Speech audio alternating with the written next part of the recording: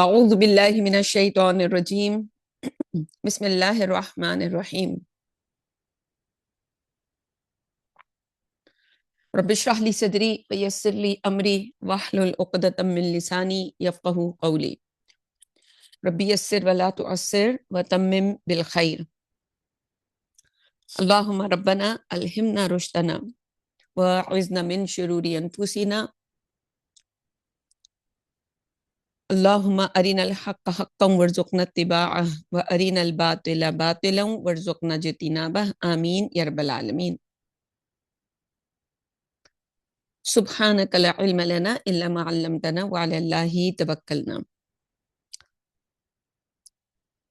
السلام علیکم ورحمۃ اللہ وبرکاتہ۔ امید اور دعا ہے کہ تمام بہنیں خیریت سے ہوں گی۔ آج ہم نے سورہ بنی اسرائیل انشاءاللہ اس کا ترجمہ کرنا ہے۔ جیسے کہ کل بھی ذکر ہوا کہ یہ 3 صورتوں کا ایک جوڑا ہے، جس میں سے ہم نے جو پچھلی صورت ہے سورۃ النحل کل مکمل کی، جو منفرد صورت تھی، اور اب یہ 2 صورتیں آگے سورہ بنی اسرائیل اور سورۃ الکہف، یہ دونوں مل کر ایک بہت ہی حسین و جمیل جوڑا بناتی ہیں۔ قرآن کے بالکل وسط میں یہ دونوں صورتیں، اسے کہہ سکتے ہیں کہ حکمت قرآنی کے 2 عظیم خزانے ہیں، اور ان دونوں صورتوں میں بہت سی مشابہتیں ہیں کہ جو ایک دوسرے کو سمجھ لیں کہ کمپلیمنٹری جو ہے کمپلیمنٹ کر رہی ہوتی ہیں، ایسے موضوعات ہیں جسے ہم نسبت زوجیت کہتے ہیں۔ تو وہ ساتھ ساتھ ہم جب پڑھیں گے انشاءاللہ تو بالکل آپ کو ایسے ہی لگے گا۔ سب سے پہلے تو اگر ہم دیکھیں کہ اس سورت کا آغاز سبحان اللہ، اللہ کی تسبیح سے ہو رہا ہے، اور سورہ کہف جو ہے اس کی ابتدا الحمدللہ، اللہ کی تحمید، یعنی تسبیح ایک پہلو اور تحمید دوسرا پہلو۔ جیسے کہ حدیث کے الفاظ ہیں کہ التسبیح نصف المیزان والحمدللہ یملؤہ، کہ تسبیح جو ہے وہ نصف میزان ہے اور الحمدللہ پھر اسے بھر دیتا ہے۔ اور سبحان اللہ کہنے سے معرفت خدا بندی جو ہے اس کی میزان آدھی بڑھ جاتی ہے، اور الحمدللہ کہنے سے باقی جو آدھی میزان ہے وہ بھی مکمل ہو جاتی ہے۔ اور قرآن مجید میں بہت سی صورتیں ہیں جن کو مسبحات، المسبحات کہا جاتا ہے، جن کی ابتدا اللہ کی تسبیح کے کسی صیغے سے ہوتی ہے۔ یہاں تو سبحان الذی، سبحان یعنی مصدر لایا گیا ہے، اور باقی صورتوں میں ہم دیکھیں گے کہ فعل ماضی یا مضارع، سبح، یسبح، اس طرح کے الفاظ آئیں گے۔ اور پھر ایک صورت کے اندر سبح اسم ربک الاعلی، سورۃ الاعلی کے اندر ایک امر کا صیغہ آئے گا۔ تو اللہ کی تسبیح سے قرآن مجید میں 7 صورتیں ہیں جو شروع ہوتی ہیں، جن میں سے ایک سورہ بنی اسرائیل ہے۔ اور اللہ کی تسبیح جب ہم کرتے ہیں، یعنی سبحان اللہ جب ہم کہتے ہیں، تو اس سے مراد ہوتی ہے، یعنی عام ترجمہ اس کا یہ ہوتا ہے کہ اللہ پاک ہے۔ تو پاک سے مراد کیا ہوتا ہے؟ یعنی ان ہمارے مقابلے میں اگر ہم دیکھیں، خالق اور مخلوق کے اندر جو بڑی تمیز ہے وہ کیا ہے؟ وہ یہی ہے کہ ہم کتنے بھی علم والے ہو جائیں، کتنے بھی جو ہیں وہ پاک صاف اپنے آپ کو کر لیں گناہوں سے اور دوسری کثافتوں سے، لیکن ہم کوئی نہ کوئی غلطی، کہیں نہ کہیں انسانی کمزوری جو ہے وہ سامنے آ جاتی ہے۔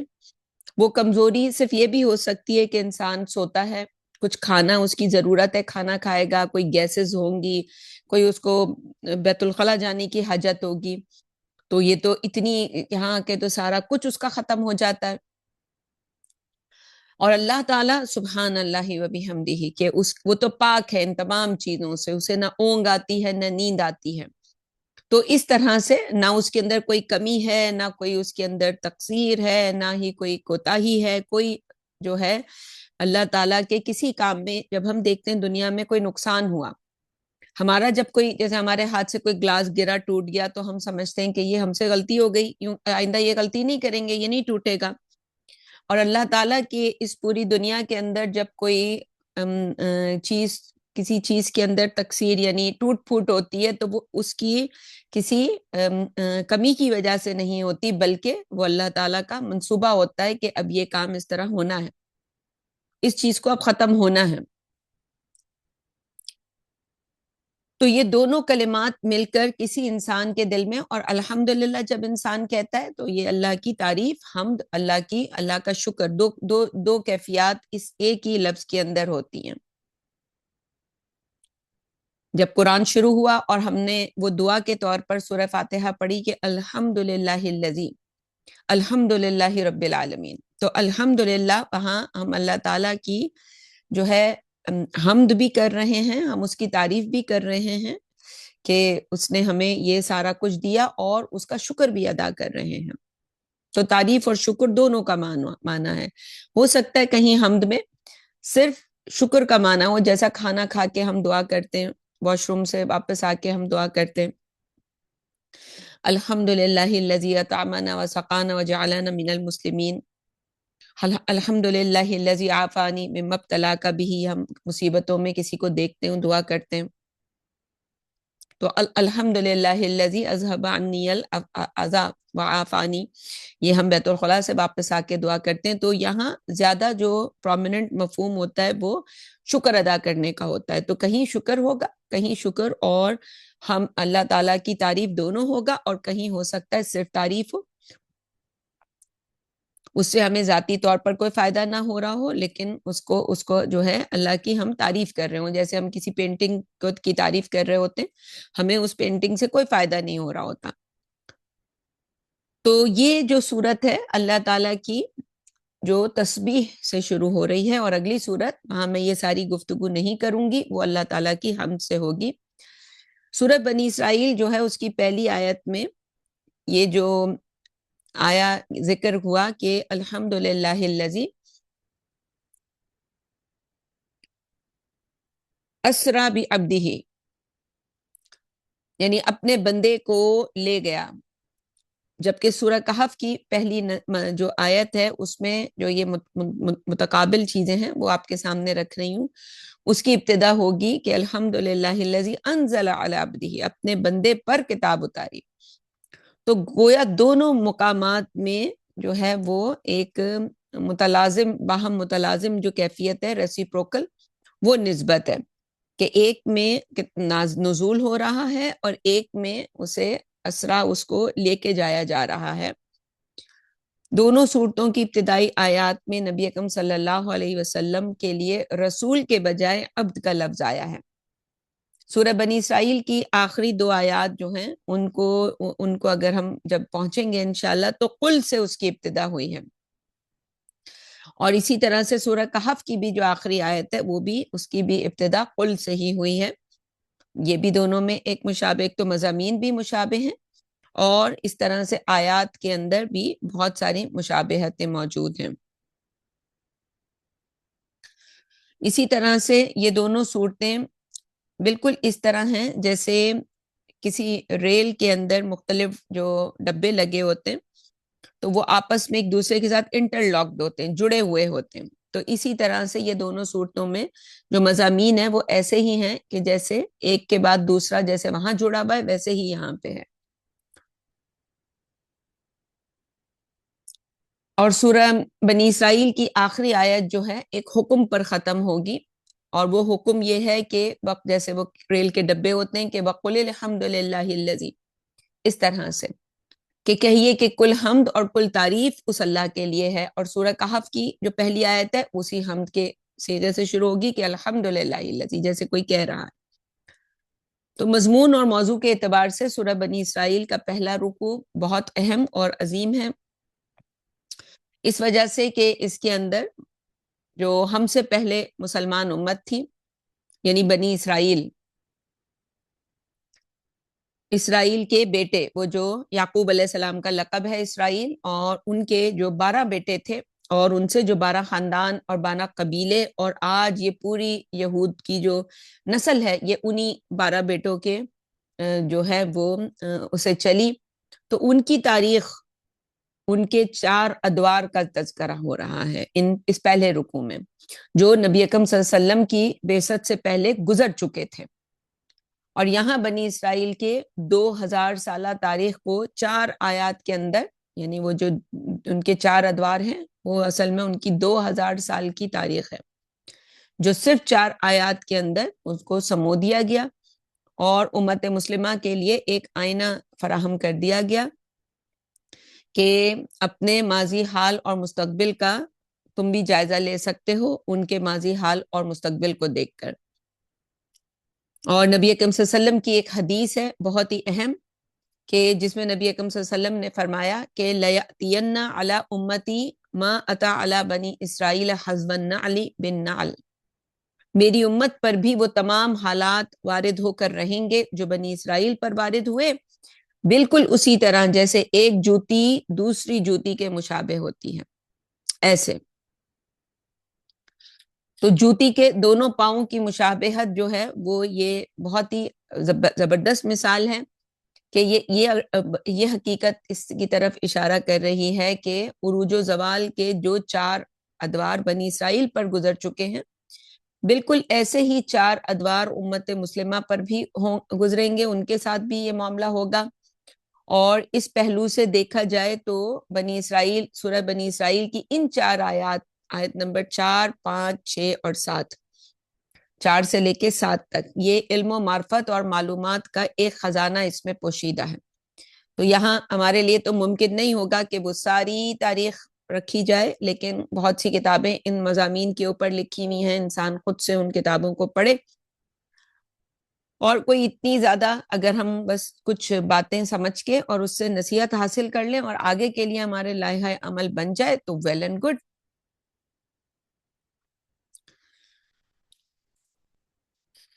تو اس کو جو ہے ضرور انسان کو ان چیزوں پر، ایک کتاب ہے ڈاکٹر اسحاق احمد کی کہ تنظیم اسلامی کا تاریخی پس منظر اور سابقہ اور موجودہ مسلمان امتوں کا ماضی، حال اور مستقبل، تو یہ 2 کتابیں اگر پڑھیں تو اس سے بہت زیادہ جو ہے وہ فائدہ ہوگا۔ اور ان کے انگلش ٹرانسلیشنز بھی موجود ہیں، rise and decline of Muslim امہ اور لیسنز فرام ہسٹری، ان کے عنوانات سے یہ انگلش میں ان کے ٹرانسلیشنز بھی جو ہے وہ شائع ہو چکی ہیں۔ تو باقی جو تفصیلات ہیں جو مختصر ہم رکھ سکیں گے رکھ دیں گے، تمہیدی گفتگو میں بھی کچھ باتیں ہو گئیں، اور باقی باتیں آپ ڈیٹیل پڑھنے کے لیے، ظاہر ہے وہ تو ڈیٹیل صرف ہماری کتابوں میں نہیں، دنیا کے سارے لٹریچر میں موجود ہے۔ ٹھیک ہے جی، اب ہم شروع کرتے ہیں۔ بسم اللہ الرحمن الرحیم، اللہ کے نام سے جو انتہائی مہربان اور بہت رحم کرنے والا ہے۔ سبحان الذی اسری بعبدہ لیلا، پاک ہے وہ ذات جو اپنے بندے کو راتوں رات لے گئی۔ تو پاک ہے وہ ذات جو لے گئی راتوں رات اپنے بندے کو، یعنی مسجد حرام سے مسجد اقصی، دور کی مسجد، یعنی اقصی، ہم کہتے ہیں، تجوید پڑھاتے ہیں تو ہم کہتے ہیں لوگوں کو حلق جو ہے یا زبان جو ہے اس کے مختلف حصے جب پڑھاتے ہیں تو ہم انہیں پڑھاتے ہیں کہ یہ اقصی الحلق ہے اور یہ اقصی اللسان ہے، تو دور کی زبان یا دور کا حلق جو آپ کے منہ سے دور ہو، تو اسی وزن پہ لیلا من المسجد الحرامی الی المسجد الاقصی، تو وہ مسجد اقصی جو ہے وہ مسجد حرام سے مسجد اقصی دور کی طرف، دور کی مسجد تک لے گئی۔ اور یہاں نبی اکرم صلی اللہ علیہ وسلم کے سفر معراج جو ہے اس کا ذکر ہو رہا ہے، جو مسجد حرام یعنی مکہ مکرمہ سے مسجد اقصی، بیت المقصد، جو بیت المقدس یا بیت المقدس دونوں ہی تلفظ ٹھیک ہے اس کے، تو بیت المقدس جو ہے اس تک کے زمینی سفر پر مشتمل تھا۔ اور سبحانہ، یہ سمجھ لیں کہ اللہ کی ذات کیونکہ ہر نقص، ہر عیب سے پاک اور منزہ ہے، تو سبحان یہ ایک صیغہ لا کر اس سے آغاز کرنا خود دلالت کر رہا ہے، یعنی تنزیہ کلمہ کہتے ہیں اس کو، کہ کلام کی ابتدا اس سے ہو رہی ہے۔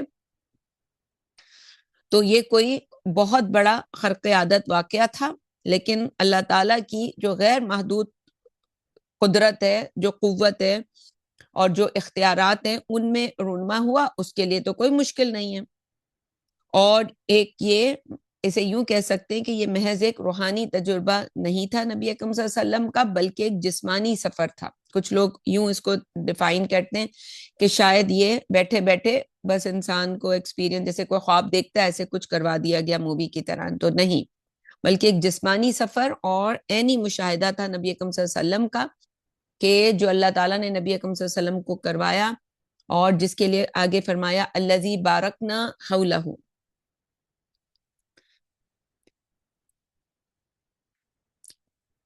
جس کے ماحول کو ہم نے بابرکت بنایا، یعنی ایسے مقام پر لے گئے جہاں پر تو اس علاقے کی برکت اور اس کے دنیاوی اعتبار سے بھی اس کی روحانی جو حیثیت ہے اسے بیان کیا جا رہا ہے، کہ دنیاوی اعتبار سے یہ علاقہ بہت زرخیز، اور ابھی بھی ہم دیکھ رہے ہیں کہ کس طرح سے اس علاقے کے لیے اس پہ ریئل اسٹیٹ کیا بنے گا، اور اس کا پورا جو پلان ہے وہ سارا تو آئل اور گیس اور یہ ریسورسز چاہیے ہیں، اور باقی نیچے جو اوپر سے لوگوں کو یہ بتایا جا رہا ہے کہ کوئی مذہبی وار تھی اور جو ہے اس طرح سے ہے، ٹھیک ہے وہ مذہب بھی ہے، تو اللہ تعالیٰ نے ہر چیز کا کوئی سبب بنانا ہوتا ہے، انسانوں کے دلوں میں کوئی لالچ جمع کرنی ہوتی ہے تاکہ انسان کھل کے سامنے آئے۔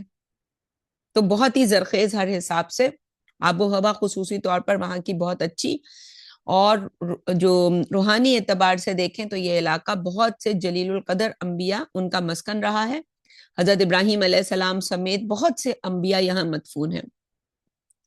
ہیکل سلیمانی بنی اسرائیل کی جو مرکزی عبادت گاہ تھی وہ وہاں پہ جو ہے موجود ہے، یا اس کے جو بھی آثار اور اثرات موجود ہیں، اور اب وہ تھرڈ ٹیمپل کی تو پورے نقشے اور تیاریاں ہو چکی ہیں، اور باقاعدہ نیچے انڈر گراؤنڈ لیول پر کھدائیاں بھی ہو چکی ہیں ساری۔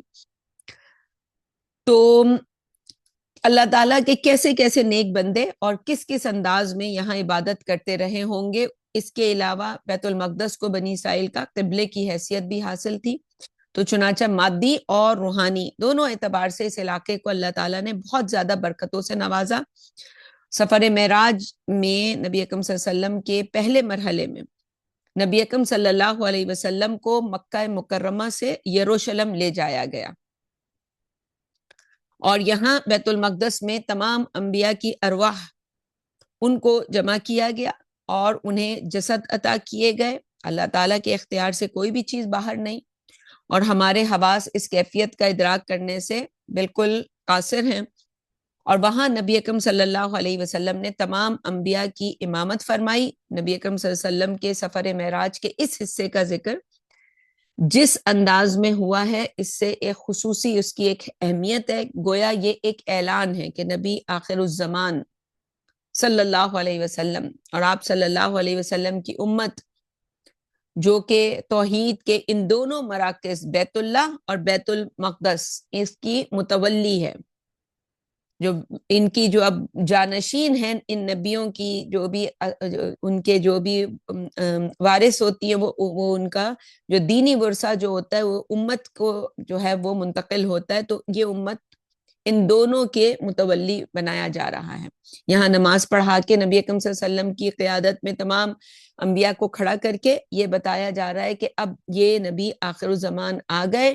ہم نے موسیٰ علیہ السلام کی سورہ اعراف میں پڑھا کہ ان کے بارے میں آیات تھی کہ جب وہ آ جائیں تو تم نے ان کی مدد کرنی ہوگی، تو تمام انبیاء نے نبی اکرم صلی اللہ علیہ وسلم کی قیادت میں نماز پڑھی، اور آپ صلی اللہ علیہ وسلم پہلے بیت المقدس انہیں لے جایا گیا، پھر وہاں سے آپ صلی اللہ علیہ وسلم کے آسمانی سفر کا مرحلہ شروع ہوا۔ سفر معراج کے اس دوسرے مرحلے کا ذکر بہت اختصار کے ساتھ سورۃ النجم، وہاں پہنچیں گے تو وہاں آئے گا، اور باقی آپ جو واقعات ہیں تفصیلی واقعات، اس کے لیے ہونا یہی چاہیے کہ انسان اس کو کسی تفصیلی کتاب میں پڑھ لے۔ یہاں تو ہم صرف ترجمے کے اوپر ہی گفتگو کریں گے۔ آگے فرمایا لِنُرِيَهُ مِنْ آیاتنا،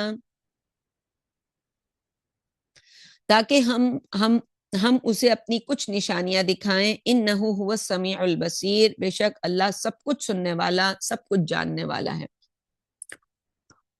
تو بنی اسرائیل کے اہم ترین تاریخی مقامات کا ذکر کرنے کے بعد اب آئندہ آیات میں جو ہے بات ہوگی ان کی تاریخی جو بھی ان کی کارگزاری تھی اس کی.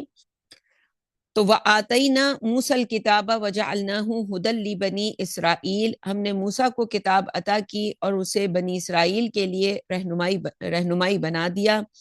اللہ تتخذوا من دونی وکیلا، کہ تم میرے علاوہ کسی اور کو کارساز نہ بناؤ.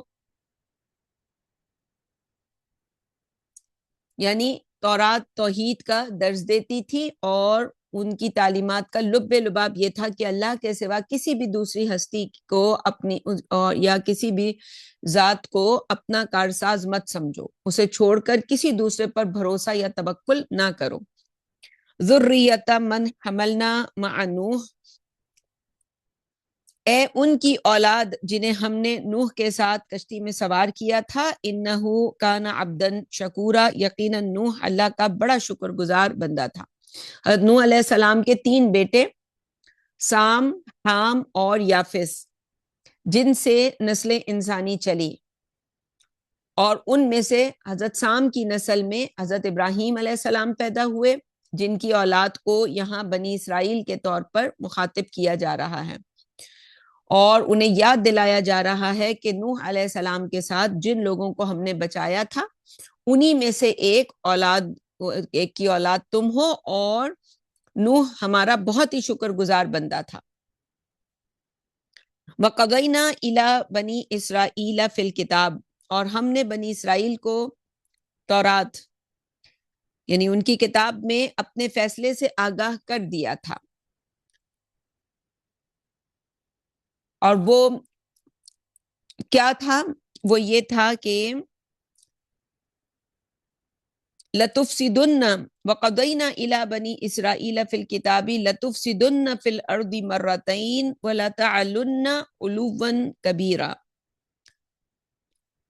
وہ یہ تھا کہ تم جو ہے زمین پر 2 دفعہ فساد مچا کر رہو گے، اور 2 ہی مرتبہ تمہیں بہت عروج ملے گا. یعنی تم پر دو ادوار ایسے آئیں گے کہ تم زمین میں سرکشی کرو گے، فساد برپا کرو گے، دین سے دور ہو جاؤ گے. سب سے بڑا فساد کسی ایسے کے لیے جسے جو نبی کی اولاد ہو، جسے اللہ نے اپنے دین کے کام کے لیے چنا ہو، وہ کون سا فساد کرتا ہے؟ وہ یہ فساد کرتا ہے کہ اللہ کے دین کو پونے پونے، آدھے آدھے اور ٹکے ٹکے کی قیمت پر بیچنا شروع کر دیتا ہے. لہو و لعب میں مبتلا ہو جاتا ہے، ڈرامے ہوں گے، فلمیں ہوں گی، اور بس جی یہ پارٹیاں ہوں گی، شاپنگیں ہوتی رہیں گی. آج اس کے یہاں دعوت ہے، کل اس کے یہاں کھانے پک رہے ہیں، گھر کی جو ہے جی شاپنگیں ہو رہی ہیں.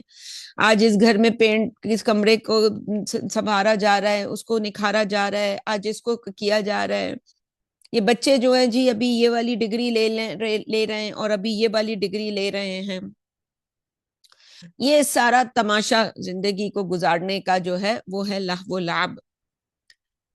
ہمارے ہاں جو اصل تعلیم و تربیت ہوتی تھی، ہمارے ہاں جو طریقہ تعلیم تھا مسلمانوں کا، وہ تو اب ہم بھول گئے. ہم تو یہی سمجھتے ہیں کہ آج جو طریقہ تعلیم ہے یہ تو ہمارے اوپر جو ہے شیطانی تعلیمی طریقہ ہے جو ہمارے اوپر ڈالا گیا ہے، کہ چھوٹے سے بچے کو اسکول بھیج دیا ہے اور اس سے پہلے اب بیبی سٹنگ پہ بھی ڈالتے ہیں.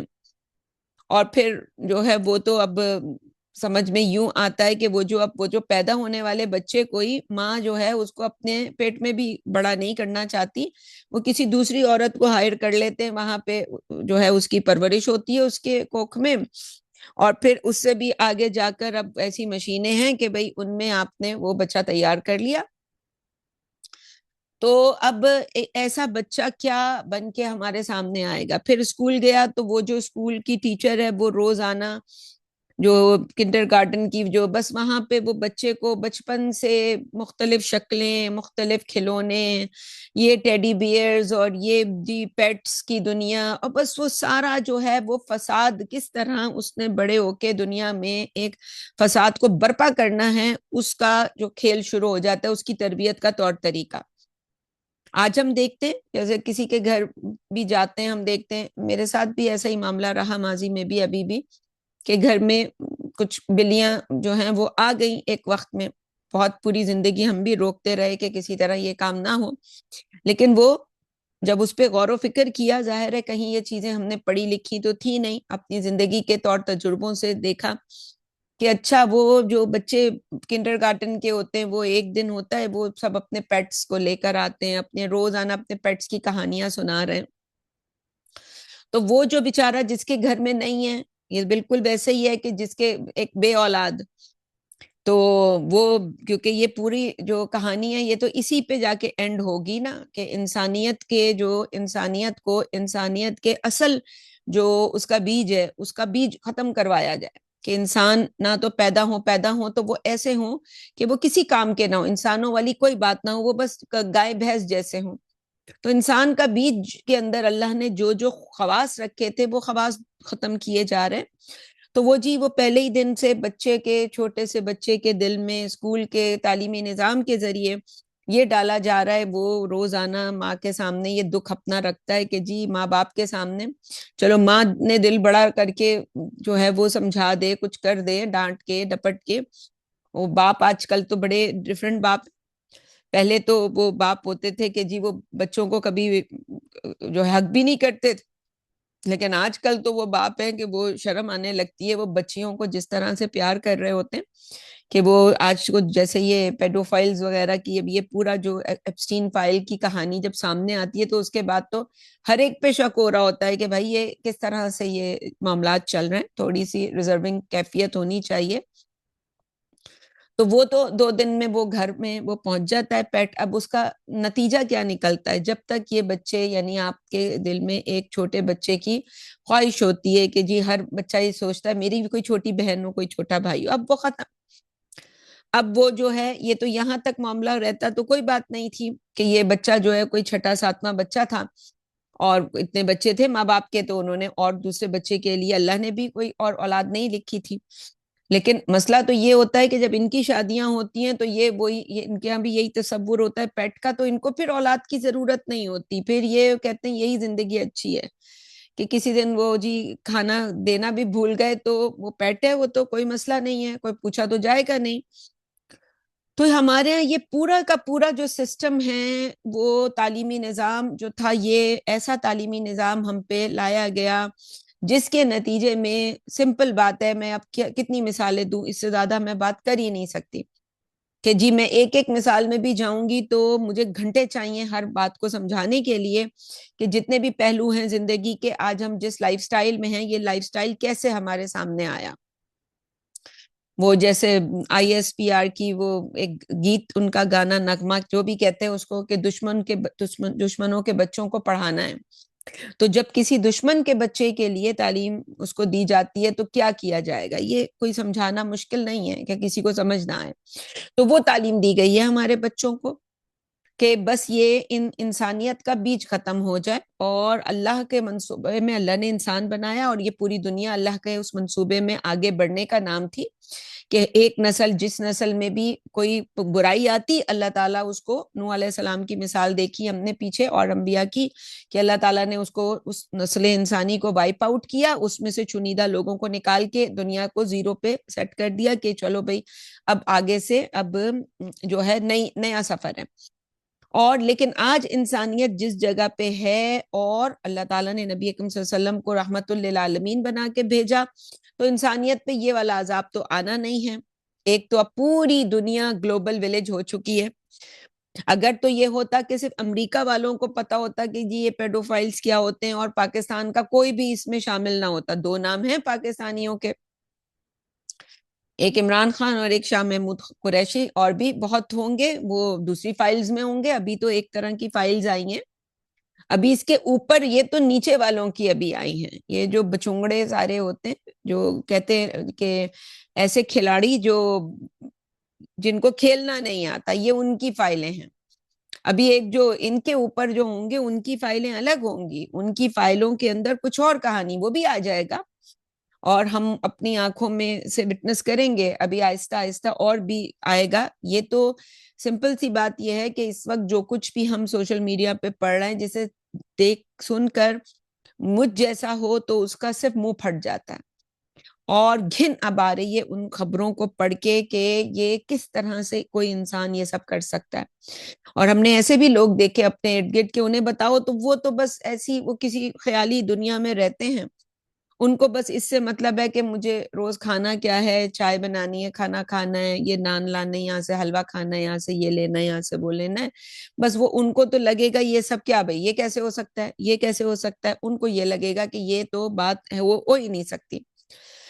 لیکن خیر، یہ تو جو کہانی اس وقت ہم سن رہے ہیں، یہ 50 سال پہلے شیطان نے انسانوں کو کس طرح ٹریپ کیا، یہ وہ کہانی ہے. جیفری ایپسٹین سے وہ کسی نے سوال کیا تھا نا کہ کیا تم ڈیول ہو، تو وہ ہنسا تھا اس کے اوپر کسی انٹرویو میں. تو یہ تو ظاہر ہے ہمیں بھی پتا ہے کہ وہ تو نہیں ہے، وہ تو کہیں اور جو ہے وہ کھیل رہا ہے. اور اس نے ایسے پتہ نہیں کتنے ہی لوگ دنیا میں چھوڑے میں جو اس کے لیے، جو اس کے رسول ہیں. ایک اللہ کے لیے، اللہ کے دین کے لیے کھڑے ہوتے ہیں اور اللہ کے دین کے بہاف پر سچ بولتے ہیں، اور ایک شیطان کے لیے جو ہے وہ وہاں اس کی راہ ہموار کرتے ہیں، لوگوں کو وہاں تک پہنچاتے ہیں لوگوں کو. تو یہ اس کے رسول ہے، یہ شیطان کا رسول ہے، حزب الشیطان جسے کہتے ہیں کہ یہ تو وہ ہے. تو یہ تو 50 سال پہلے کا منصوبہ تھا، جو اب جب پورا اس نے اپنا منصوبے سے جو بھی فائدہ اٹھایا جا سکتا تھا شیطان کے لیے، انسانوں کو جتنا نقصان اس پروجیکٹ ایپسٹینز کے ذریعے پہنچایا جا سکتا تھا وہ پہنچا کے پھر یہ فائلز ریلیز ہوتی ہیں. وہاں پروجیکٹ جو ہے وہ بیچ میں نہیں ہوتا. پولیس تو ہمیشہ ویسے بھی ہر حادثے کے بعد آتی ہے، وہ 20 سال سے 30 سال سے لوگ جاتے ہیں، کیس فائل کرتے ہیں، کوئی ایف بی آئی تحقیق کرتی ہے، فائلیں بند، فائلیں بند، فائلیں بند. اب یہ فائلیں یہاں تک کیوں پہنچی؟ کیونکہ یہ پروجیکٹ، اس سے جو شر بھی کریٹ وہ ہو چکا ہے اور اتنے لوگوں کو اب اس کی خبر ہو چکی ہے اور اتنے لوگ ہوشیار ہو گئے، تو اب یہ والا تو کام بند ہو گیا. ہم سمجھ رہے ہیں کہ ابھی بھی یہ ہو رہا ہوگا، ہم یہ بتائیں گے اپنے لوگوں کو. نہیں، ابھی تو ہمیں اندازہ نہیں ہے اس وقت جو کچھ ہو رہا ہے. وہ تو زبان زد کرنے پر انسان کی اسیسینیشن ہو جائے گی کہ اگر انسان وہ منصوبے بتا دے. پتا ہے لوگوں کو، ہم بھی کچھ نہ کچھ اس کے بارے میں جانتے ہیں کہ اس وقت شیطان کا کھیل کیا چل رہا ہے. لیکن ہمیں تو اللہ تعالیٰ نے ایک قاعدہ بتایا کہ اگر ہم اللہ کی بندگی کرنے کا تہیہ کر لیں اچھے طریقے سے، تو اللہ تعالیٰ ہمیں خود آسانیاں فراہم کرے گا. آج صبح ایک بہن نے، کئی دنوں سے ان سے بات چیت چل رہی تھی، وہ اپنے بچے کے لیے پریشان ہیں، غالباً انڈیا وغیرہ میں رہتی ہیں، اور وہاں تو اس وقت مسلمانوں کے ساتھ جو ہو رہا ہے یہ تو خبر آ نہیں رہی ہے. ایکس پر صرف وہی خبریں ہیں جو الاؤ کیا جا رہا ہے کہ بس لوگوں کو یہ پتہ چلے. باقی پوری دنیا میں مسلمانوں کے ساتھ تو جو انڈیا کے مسلمان ہیں اس وقت، تو وہ ان کے گھروں میں تو جو چل رہا ہے، ان کے گھروں میں تو یہ کمانڈ ہے بہت سے علاقوں میں کہ وہ گوشت نہیں پکا سکتے، مچھلی نہیں پکا، کوئی بھی میٹ نہیں، صرف ویجیٹیرین. گھروں کے باہر، دکانوں کے باہر اپنے نام لکھیں جو مسلمان ہیں، ان سے ان کی ہر چیز جو ہے قبضہ کی جا رہی ہے، مسجدیں گرائی جا رہی ہیں. تو وہاں تو، اور عورتوں کے ساتھ جو کچھ ہو رہا ہے، بچیوں کے ساتھ جو کچھ ہو رہا ہے.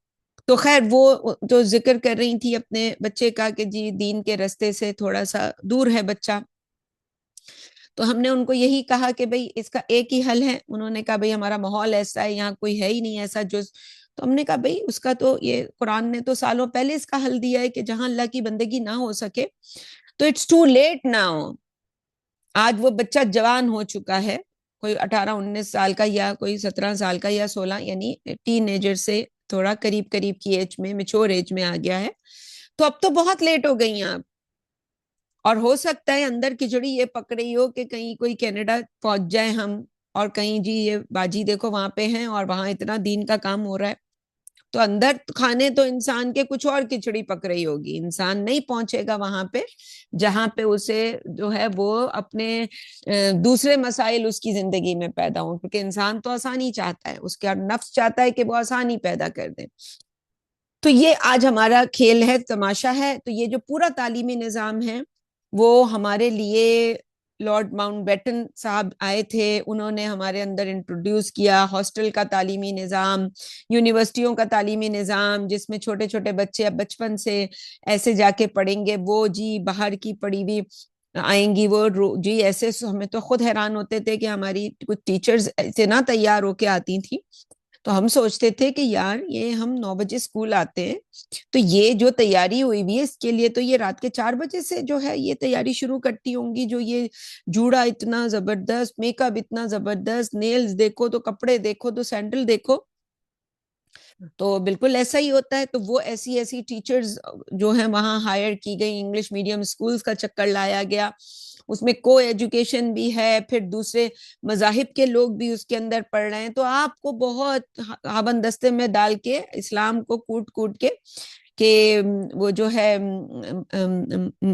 مسجد مندر ہکرو نور، نہ تیرا خدا کوئی اور ہے نہ میرا خدا کوئی اور ہے. تو یہ ہمارے اندر ایسی محبتیں ڈالی گئیں. پھر ظاہر ہے شاہ رخ خان کی شادی کیا نام ہے گوری اس سے ہونی تھی، اور پھر جتنے خان ہیں انہوں نے پھر ڈھونڈ ڈھونڈ کے ایسیوں سے شادیاں کی، اور جن خانوں کی شادیاں نہیں ہو سکی کسی ایسی سے تو وہ ساری زندگی روتے رہے کہ یہ ہمیں کیا ملانی مل گئی، بھائی ہماری تو زندگی برباد ہو گئی ایسی زندگی میں. تو یہ ہمارے یہاں اسلام کا جو تعلیمی نظام تھا وہ یہی تھا کہ بچوں کی جو بچپن میں ماں کی گود میں تربیت ہوتی تھی، اور جب وہ اس قابل، اور اس زمانے میں یہ جو تربیت کا زمانہ ہے جب بچہ تھوڑا بڑا ہوا ہے، 3 سال 4 سال 5 سال 7 سال 8 سال، یہ جو اب ٹین ایجر کا زمانہ ہے، اس میں بھی کسی مدرسے نہیں جاتا تھا. وہ اس زمانے میں وہ کوئی اسکل سیکھتا تھا، کوئی ہنر آئے اس کو، کوئی بڑھئی کی دکان پہ اسے بٹھا دیا، کسی فریج والے کی دکان پہ آج کی زبان میں ہم کہیں گے، کسی الیکٹریشین کے پاس اسے چھوڑ دیا کہ وہ یہ ساری اسکل سیکھے. اور پھر جب اسلام کا تو نظام ہے ہی تعلیم بالغاں کا نظام، کہ جب وہ بالغ ہو جائے، سمجھدار ہو جائے اور اس فلسفہ قرآن کو سمجھنے والا ہو جائے، تو اس وقت وہ کسی استاد کے پاس جائے. اور پھر وہ استاد، اور لوگ سفر کرتے تھے ایسے استادوں کو ڈھونڈتے تھے کہ کہاں ہے کوئی ایسا استاد، اور اس سے ایسے قرآن کی کوئی تفسیروں کی کلاسیں نہیں ہوتی تھیں بلکہ کتاب پڑھتے تھے. جی عقیدے کی کوئی کتاب ہے، وہ سارے آپ دیکھیں گے امام مالک کی اور شافعی کی، ان کی چھوٹی چھوٹی عقائد کے اوپر کتابیں ہوں گی، تو وہ کتاب جس نے لکھی ہے وہ کتاب اس کے پاس جا کے وہ کتاب پڑھی، پھر ایک کتاب پوری مکمل کی اس کے پاس. اگر ان کے پاس کوئی اور مزید ذرائع ہیں، مزید کتابیں ہیں، تو انسان ان سے سیکھتا رہا 10 سال 20 سال لوگ ایک ہی استاد کے پاس رہتے اور اس سے سیکھتے. اور اس کے بعد جب وہ استاد فارغ، اس سے وہ یوں ہوتے کہ بھئی وہ لکھ کے دیتا یا کہتا کہ بھئی میرے پاس جو کچھ تھا میں سکھا چکا. اس دوران میں وہ جو شاگرد ہوتے تھے وہ استاد کا جو ہے وہ گھر کی صفائی سے لے کے ان کا کھانا، ان کا بازار کا سب کام کیا کرتے تھے. اور یہ اسکل کا جو آئیڈیا تھا، یہ امام غزالی نے بھی کہا کہ جب انسان کے پاس کوئی اسکل نہیں ہوگی تو جب وہ بھوکے مرے گا تو کیا کرے گا؟ قرآن کو بیچے گا. جب اس کے بچے ہوں گے اور وہ بھوکے مر رہے ہوں گے تو اس کے پاس کوئی چوائس نہیں ہوگی. تو یہ مجبوریاں ہوتی ہیں انسان سے جو فتوے لکھواتی ہیں. تو یہ پورا جو ہمارا نظام ہے، جس کی آج ہم جو فساد کا نظام ہمارے اندر آج رائج ہوا، وہ کہاں سے ہوا؟ کہ جب ہم سب دین سے دور ہوئے، دین کو ہم نے کوئی اضافی چیز سمجھا. ہم نے دیکھا بھئی وہ پڑوسی کے گھر میں وہ بچے نے اس کے جو ہے وہ کہیں باہر سے کوئی ڈگری، ہمیں بھی شوق پیدا ہوا کہ یہ ہم نے کیا کیا اپنے بچے کو حافظ قرآن بنا کے. ہم تو پیچھے رہ گئے. ان کے گھر میں دیکھو فریج بھی آ رہا ہے، ٹی وی بھی آ رہا ہے، پھر بڑی بڑی گاڑیاں بھی آتی ہیں، پھر ان کے یہاں بڑے بڑے لوگ بھی آتے ہیں ساتھ میں، ایسے ایسے گیسٹ آتے ہیں، ان کے تعلقات. پھر ہماری پانی کوئی کاٹ دے اور گیس کوئی کاٹ دے تو انہی کے گھر جانا پڑتا ہے ضروریات کے لیے. تو پھر انسانوں کو پھر سمجھ آیا کہ بھئی یہ ہم نے غلط جگہ انویسٹمنٹ کی، یہ صحیح طریقہ ہے. تو یہ جو لہب لاب اور لاب میں مبتلا ہو گئے، اور پھر اس کا نتیجے میں کیا ہوا؟ اللہ تعالیٰ کی طرف سے یہ اللہ کا فیصلہ ہے، پھر کوڑے کے اللہ تعالیٰ عذاب کا کوڑا جو ہے وہ اللہ تعالیٰ کی طرف سے برسا. تو یہ 2 ادوار جس میں تم نے زمین میں سرکشی کی، فساد برپا کیا، دین سے دور ہوئے، لہو و لعب میں مبتلا ہو گئے، اس کا نتیجہ یہ تھا فَلَمَّا زَاغُوا أَزَاغَ اللَّهُ قُلُوبَهُمْ، پہلے خود ٹیڑھا ہوتا ہے انسان، اللہ تعالیٰ اس کے جواب میں جب انسان کو اس کی سزا دیتا ہے، عذاب کا کوڑا پڑتا ہے، تو پھر اب وہ لگتا ہے کہ وہ یہ تو اللہ کی طرف سے عذاب آ گیا۔ اور یہاں پہ بین السطور یہ اشارہ بھی ہے کہ اس سے پہلے بنی اسرائیل پر ایک بہتر دور بھی آیا تھا، جس میں اللہ تعالیٰ نے انہیں اپنی رحمتوں اور نعمتوں سے نوازا تھا۔ سورہ بقرہ میں بھی اچھے دور کی کچھ تفصیلات جو ہیں وہ ہم نے پڑھی، کہ جس کے اندر ہم نے یعنی اختصار کے ساتھ ہم ان چیزوں کو دیکھ لیتے ہیں۔ تو ایک مختصر سا نقشہ میں آپ کے سامنے رکھ دیتی ہوں کہ حضرت موسیٰ علیہ السلام جو ہیں ان تمام باتوں کو جوڑ توڑ کے کہ 1400 قبل مسیح میں بنی اسرائیل کو مصر سے لے کر نکلے، اور صحرائے سینا میں جبل طور کے پاس پڑاؤ کے زمانے میں آپ علیہ السلام کو تورات عطا کی گئی، وہاں سے پھر شمال مشرق کی طرف کوچ کرنے اور فلسطین پر حملہ آور ہونے کا حکم دیا گیا انہیں۔ جہاد کے اس حکم سے انکار کی پاداش میں بنی اسرائیل کو صحرا نوردی کی سزا ملی۔ اس دوران میں حضرت موسیٰ اور حضرت ہارون دونوں کا یکے بعد دیگرے انتقال ہو گیا۔ صحرا نوردی کے دوران پروان چڑھنے والی جو نسل تھی وہ بہادر اور جفاکش تھی، انہوں نے موسیٰ علیہ السلام کے خلیفہ حضرت یوشع بن نون کی سرکردگی میں جہاد کیا، جس کے نتیجے میں فلسطین فتح ہو گیا۔ فلسطین کا جو شہر سب سے پہلے فتح ہوا وہ اریحا جیریکو وہ تھا۔ فلسطین کی فتح کے بعد ایک بنیادی غلطی یہ ہوئی کہ ایک مضبوط مرکزی حکومت بنانے کے بجائے یہ علاقے بنی اسرائیل کے 12 قبیلوں میں نے آپس میں بانٹ لیا، اور ہر قبیلے نے اپنی حکومت قائم کر لی، اور یہ چھوٹی چھوٹی حکومتیں نہ صرف بیرونی دشمنوں کے مقابلے میں بہت کمزور تھیں، بلکہ بہت جلد انہوں نے اپنے آپس میں بھی لڑنا شروع کر دیا، جس کے نتیجے میں ان کے زیر تسلط علاقے بہت جلد انتشار اور طوائف الملوکی کا شکار ہو گئے۔ ان حالات کو دیکھتے ہوئے شام اور اردن کے ہمسایہ علاقوں میں بسنے والی مشرک اقوام نے ان پر تسلط حاصل کر کے ان کی بیشتر آبادی کو اس علاقے سے نکال باہر کیا۔ اس حالت کو پہنچنے پر انہوں نے اپنے نبی حضرت سموئیل علیہ السلام ان سے مطالبہ کیا کہ ان کے لیے ایک بادشاہ یا سپہ سالار مقرر کر دیں، تاکہ اس کی قیادت میں تمام قبیلے اکٹھے ہو کر جہاد کریں۔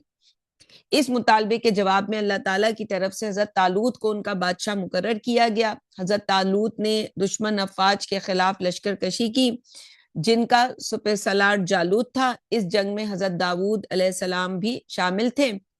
آپ علیہ السلام نے جالوت کو قتل کر دیا، جس کے نتیجے میں دشمن لشکر یعنی جو دشمن ہیں لشکر پر بنی اسرائیل کو فتح نصیب ہوئی، اور وہ علاقے میں ایک مضبوط حکومت قائم کرنے میں کامیاب ہو گئے۔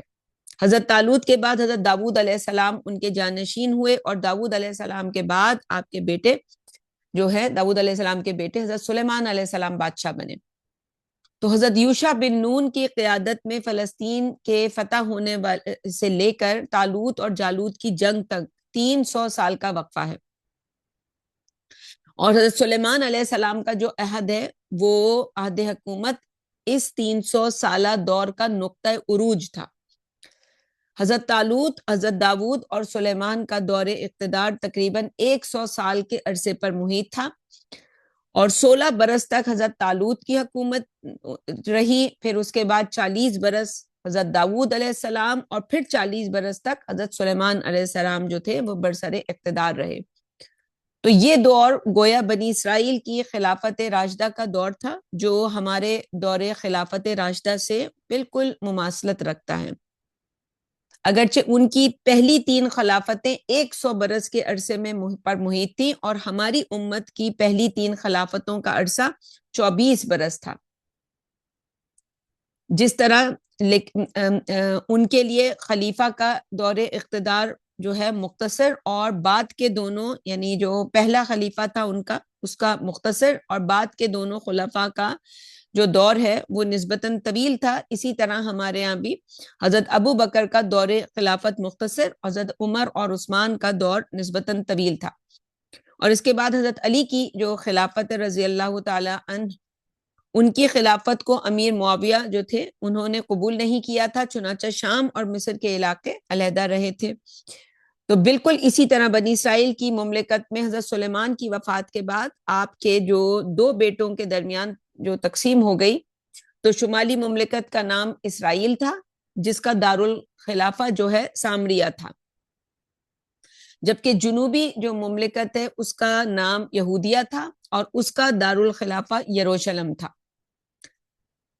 تو یہ جو عظیم سلطنت تھی، اس کی تقسیم کے بعد بھی مادی اعتبار سے ایک عرصے تک بنی اسرائیل کا عروج برقرار رہا، لیکن رفتہ رفتہ عوام میں مشرکانہ عقائد اور اوہام پرستی اور حبس دنیا کی وہ اس جیسی نظریاتی اور اخلاقی بیماریاں پیدا ہو گئیں، اور احکام شریعت کا استہزاء ان کا اجتماعی وتیرہ بن گیا. چنانچہ اخلاق و کردار کا یہ زوال منطقی طور پر ان کے مادی زوال پر جو ہے وہ منتج ہوا، اور بنی اسرائیل کا یہ عہد زوال بھی تقریباً 300 سال ہی کے عرصے میں اپنی انتہا کو پہنچا. سب سے پہلے آشوریوں کے ہاتھوں ان کی شمالی سلطنت جو اسرائیل تھی 700-800 قبل مسیح کے لگ بھگ تباہ ہوئی. اس کے بعد 587 قبل مسیح میں عراق کے جو نمرود، وہ جو نماردہ ہوتے تھے ان میں سے ایک نمرود بخت نصر، نیبوکت نظر، اس نے ان کی جنوبی سلطنت یہودیہ اس پر حملہ کیا اور پوری سلطنت کو تہس نہس کر کے رکھ دیا، اور یروشلم کو اس طرح تباہ کر برباد کر دیا کہ کسی عمارت کی 2 اینٹیں بھی سلامت نہیں رہنے دیں. ہیکل سلیمانی کو مسمار کر کے اس کی بنیادیں تک کھود ڈالیں. اس نے اس دوران بخت نصر نے 6 لاکھ یہودیوں کو قتل کیا اور 6 لاکھ مردوں، عورتوں اور بچوں کو جانوروں کی طرح ہانکتا ہوا بابل لے گیا، جہاں یہ لوگ 125 سال تک کیپٹیوٹی یعنی اسیری کی حالت میں رہے. ذلت اور رسوائی کے اعتبار سے یہ ان کی تاریخ کا بدترین دور تھا. پھر بنی اسرائیل کے دوسرے دور عروج کا آغاز حضرت عزیر علیہ السلام کی اصلاحی کوششوں سے ہوا. آپ علیہ السلام نے بنی اسرائیل کی جو نشأت ثانیہ، رینائنسنس، اس کی نقیب کی حیثیت ان کو حاصل ہے، اور 539 قبل مسیح میں ایران کے بادشاہ قائرس یا ذوالقرنین نے عراق یعنی بابل فتح کیا، اور اس کے دوسرے ہی سال اس نے بنی اسرائیل کو اپنے وطن واپس جانے اور وہاں دوبارہ آباد ہونے کی عام اجازت دے دی. چنانچہ یہودیوں کے قافلے فلسطین جانے شروع ہو گئے اور یہ سلسلہ مدتوں جاری رہا. اور 458 قبل مسیح میں حضرت عزیر علیہ السلام بھی ایک جلا وطنی گروہ کے ساتھ ہی یروشلم پہنچے اور اس شہر کو آباد کرنا شروع کیا اور ہیکل سلیمانی کی اثر نو تعمیر کی. اس سے قبل حضرت عزیر علیہ السلام ان کو اللہ تعالیٰ نے 100 برس تک سلائے بھی رکھا. اللہ تعالیٰ نے ان پر 100 سال کے لیے موت طاری کر دی تھی اور پھر انہیں زندہ کیا، اور انہیں جو ایک ان کے سامنے ہی جو ان کا مردہ گدھا تھا اس کو زندہ کرنے کا مشاہدہ بھی کرایا. بچشم جو سر ان کے مردہ گدھے کو جو ہے ان کے سامنے زندہ کیا، جس کے بارے میں سورہ بقرہ کی آیت نمبر 259 میں ذکر آیا. تو بہرحال حضرت عزیر علیہ السلام نے توبہ کی منادی کی، اور جو اس کے ذریعے سے ایک زبردست تجدیدی اور اصلاحی تحریک چلائی، جس کے نتیجے میں ان کے نظریات، اعمال اور اخلاق جو ہیں ان کی اصلاح ہونا شروع ہوئی.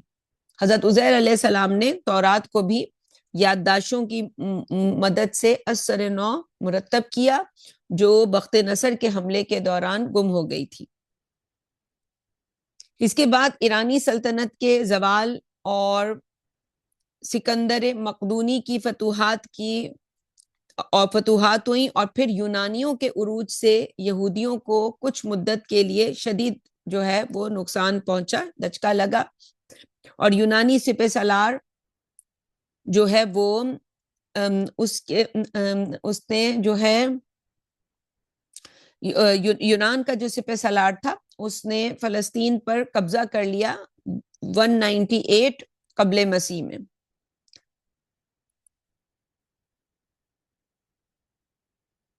اور یونانی فاتحین جو تھے انہوں نے پوری جابرانہ طاقت سے کام لے کر جو یہودی مذہب ہے اور ان کی جو تہذیب تھی اس کی کو سمجھ لیں کہ جڑ سے اس کو ختم کرنا شروع کر دیا. اور بنی اسرائیل اس جبر سے مغلوب نہ ہوئے اور ان کے اندر ایک زبردست تحریک اٹھی جو تاریخ میں مکابی بغاوت کے نام سے مشہور ہے. یہ حضرت عزیر علیہ السلام کی پھونکی ہوئی روح جو تھی دینداری کی اس کا اثر تھا کہ انہوں نے بالآخر یونانیوں کو نکال کر اپنی ایک جو آزاد ریاست قائم کر لی. مکابی سلطنت کہلاتی ہے وہ تاریخ میں.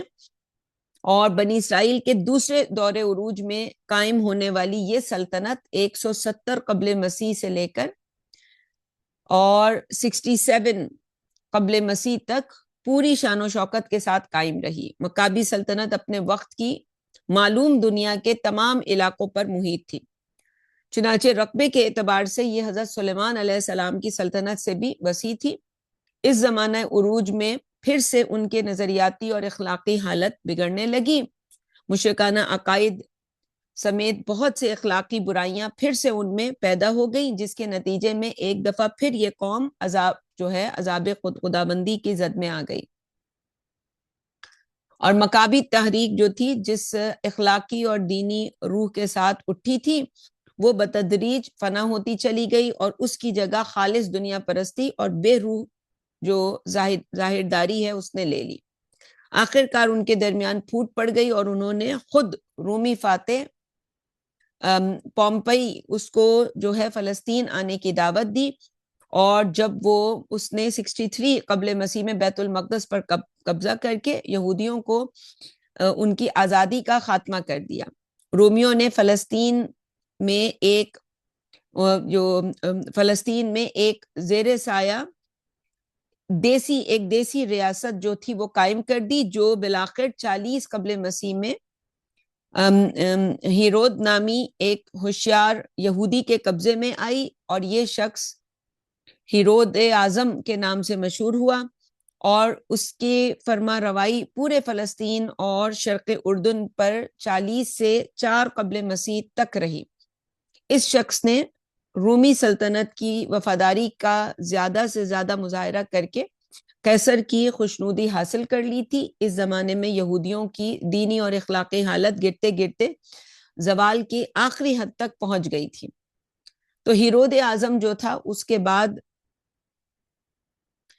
اس کی ریاست اس کے 3 بیٹوں کے درمیان تقسیم ہو گئی. لیکن 6 عیسوی میں قیصر جو تھا وہ اس نے ہیرود کے بیٹے ارخلاؤس کو معزول کر کے اس کی پوری ریاست اپنے گورنر کے ماتحت جو ہے وہ کر دی. اور 41 عیسوی جو ہے اس میں اس تک یہی انتظام قائم رہا. یہی زمانہ تھا جب حضرت مسیح علیہ السلام بنی اسرائیل کی اصلاح کے لیے اٹھے تو یہودیوں نے تمام مذہبی پیشواؤں سمیت سب نے مل کر ان کی مخالفت کی اور انہیں واجب القتل قرار دے کر رومی گورنر پونٹس پیلاطس اس سے ان کی سزائے موت دلوانے کی کوشش کی اور اپنے خیال کے مطابق ان کو سولی پر چڑھوا ہی دیا.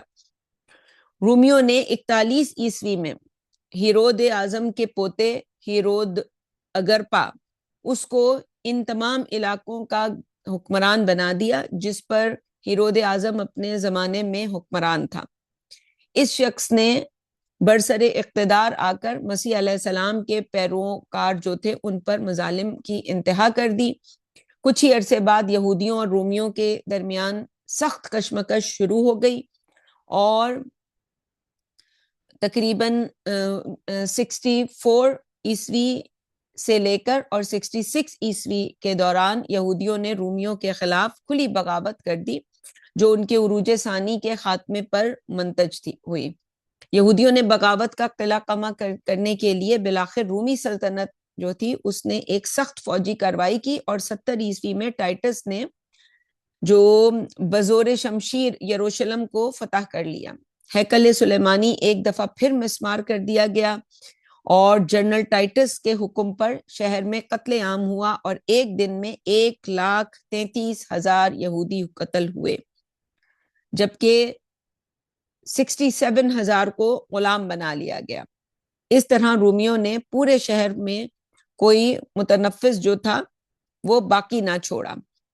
اس کے ساتھ ہی ارض فلسطین سے بنی اسرائیل کا عمل دخل مکمل طور پر ختم ہو گیا. 20ویں صدی کے شروع تک پورے 2000 برس یہ لوگ جلا وطن جو ہے اور انتشار ان کا ڈائسپورا جو کہلاتا ہے اس کی حالت میں رہے، اور جنرل ٹائٹس کے ہاتھوں 70 عیسوی میں ہیکل سلیمانی مسمار ہوا تو آج تک تعمیر نہ ہو سکا. یہ جو ابھی ساری خبریں ہیں تو یہ تیاریاں پوری ہیں. اب یہ کسی بھی دن ہم اٹھیں گے اور ہمیں خبر ملے گی کہ آج جی کسی فنڈامنٹلسٹ نے کوئی حملہ کیا اور اس کے لیے وہاں پہ انہوں نے کوئی دھماکہ کیا اور مسجد اقصیٰ کو شہید کر دیا گیا. اور دیکھتے ہیں آگے اللہ تعالیٰ نے اب یہ کس طرح چیزوں کو رکھنا ہے. تو نبی اکرم صلی اللہ علیہ وسلم کی پیدائش 571 عیسوی کے وقت جب ہوئی تو اس وقت یہ اسے مسمار ہوئے 500 برس گزر چکے تھے. تو یہ خلاصہ جو ہے اس قوم کی داستان عبرت کا ہے جو اپنے وقت کی امت مسلمہ تھی، جس کو ہم بنی اسرائیل کہتے ہیں، جس کے اندر 1400 برس تک مسلسل نبوت رہی، جس کو 3 الہامی کتابوں سے نوازا گیا، جس کے بارے میں اللہ تعالیٰ نے فرمایا کہ یا بنی اسرائیل اذکروا نعمتی التی انعمت علیکم انی فضلتکم علی العالمین. تو ان آیات کا میں نے کئی دفعہ حوالہ دیا. تو آخر کار نبی اکرم صلی اللہ علیہ وسلم جو ہیں ان کو بنی اسرائیل کی جو امت مسلمہ کے منصب سے انہیں معزول کر کے نبی اکرم صلی اللہ علیہ وسلم کی امت کو یہ مسند جو ہے وہ فضیلت کی وہ دے دی گئی، انہیں اس کے اوپر بٹھا دیا گیا. اور نبی اکرم صلی اللہ علیہ وسلم نے اپنی امت کے بارے میں فرمایا کہ تم لوگوں پر بھی عین وہی حالات وارد ہوں گے جو بنی اسرائیل پر وارد ہوئے. چنانچہ ایسا ہی ہوا. مسلمانوں کو پہلا عروج عربوں کی زیر قیادت نصیب ہوا. اس کے بعد جب زوال آیا تو صلیبیوں کی یلغار کی صورت میں ان پر عذاب کے کوڑے برسے. پھر تاتاریوں نے ہلاکو خان اور چنگیز خان کی قیادت میں عالم اسلام کو تاخت و تاراج کیا. اس کے بعد جو ہے قدرت نے عالم اسلام کی قیادت عربوں سے چھین کر انہی تاتاریوں کے ہاتھوں میں دے دی، جنہوں نے لاکھوں مسلمانوں کو عالم سمجھ لیں کہ مسلمانوں کا جو ہے وہ خون بہایا تھا. اور پھر چنانچہ ترکوں کی قیادت میں اس امت کو ایک دفعہ پھر عروج نصیب ہوا. ترکان تیموری، ترکان صفوی، ترکان سلجوقی اور ترکان عثمانی، انہوں نے دنیا میں عظیم الشان حکومتیں قائم کی. اس کے بعد امت مسلمہ پر دوسرا دور زوال آیا. بنی اسرائیل پر دوسرا دور جو تھا دور عذاب یونانیوں اور رومیوں کے ہاتھوں آیا تھا، جبکہ امت مسلمہ پر دوسرا عذاب جو ہے اقوام یورپ کی تسلط کے صورت میں آیا. یہی جو میں نے ابھی تھوڑی سی اس کا پہلے بھی نقشہ کھینچا. اور دیکھتے ہی دیکھتے انگریز، فرانسیسی، اطالوی، ہسپانوی، ڈچ، بلندیزی پورے عالم اسلام پر قابض ہو گئے اور 20ویں صدی کے آغاز میں عظیم عثمانی سلطنت کا خاتمہ ہو گیا.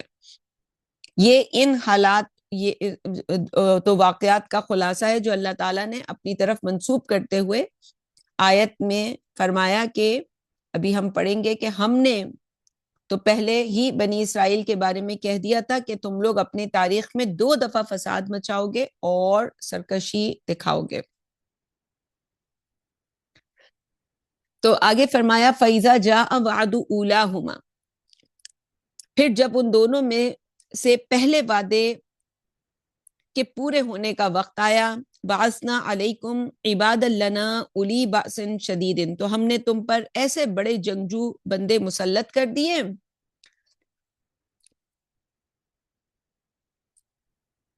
کہ فجاسو خلال الدیار، تو وہ تباہی مچاتے ہوئے تمہاری آبادیوں کے اندر گھس گئے. وَكَانَ وَعْدًا مَفْعُولًا، اور اللہ کا وعدہ پورا ہو کر رہا.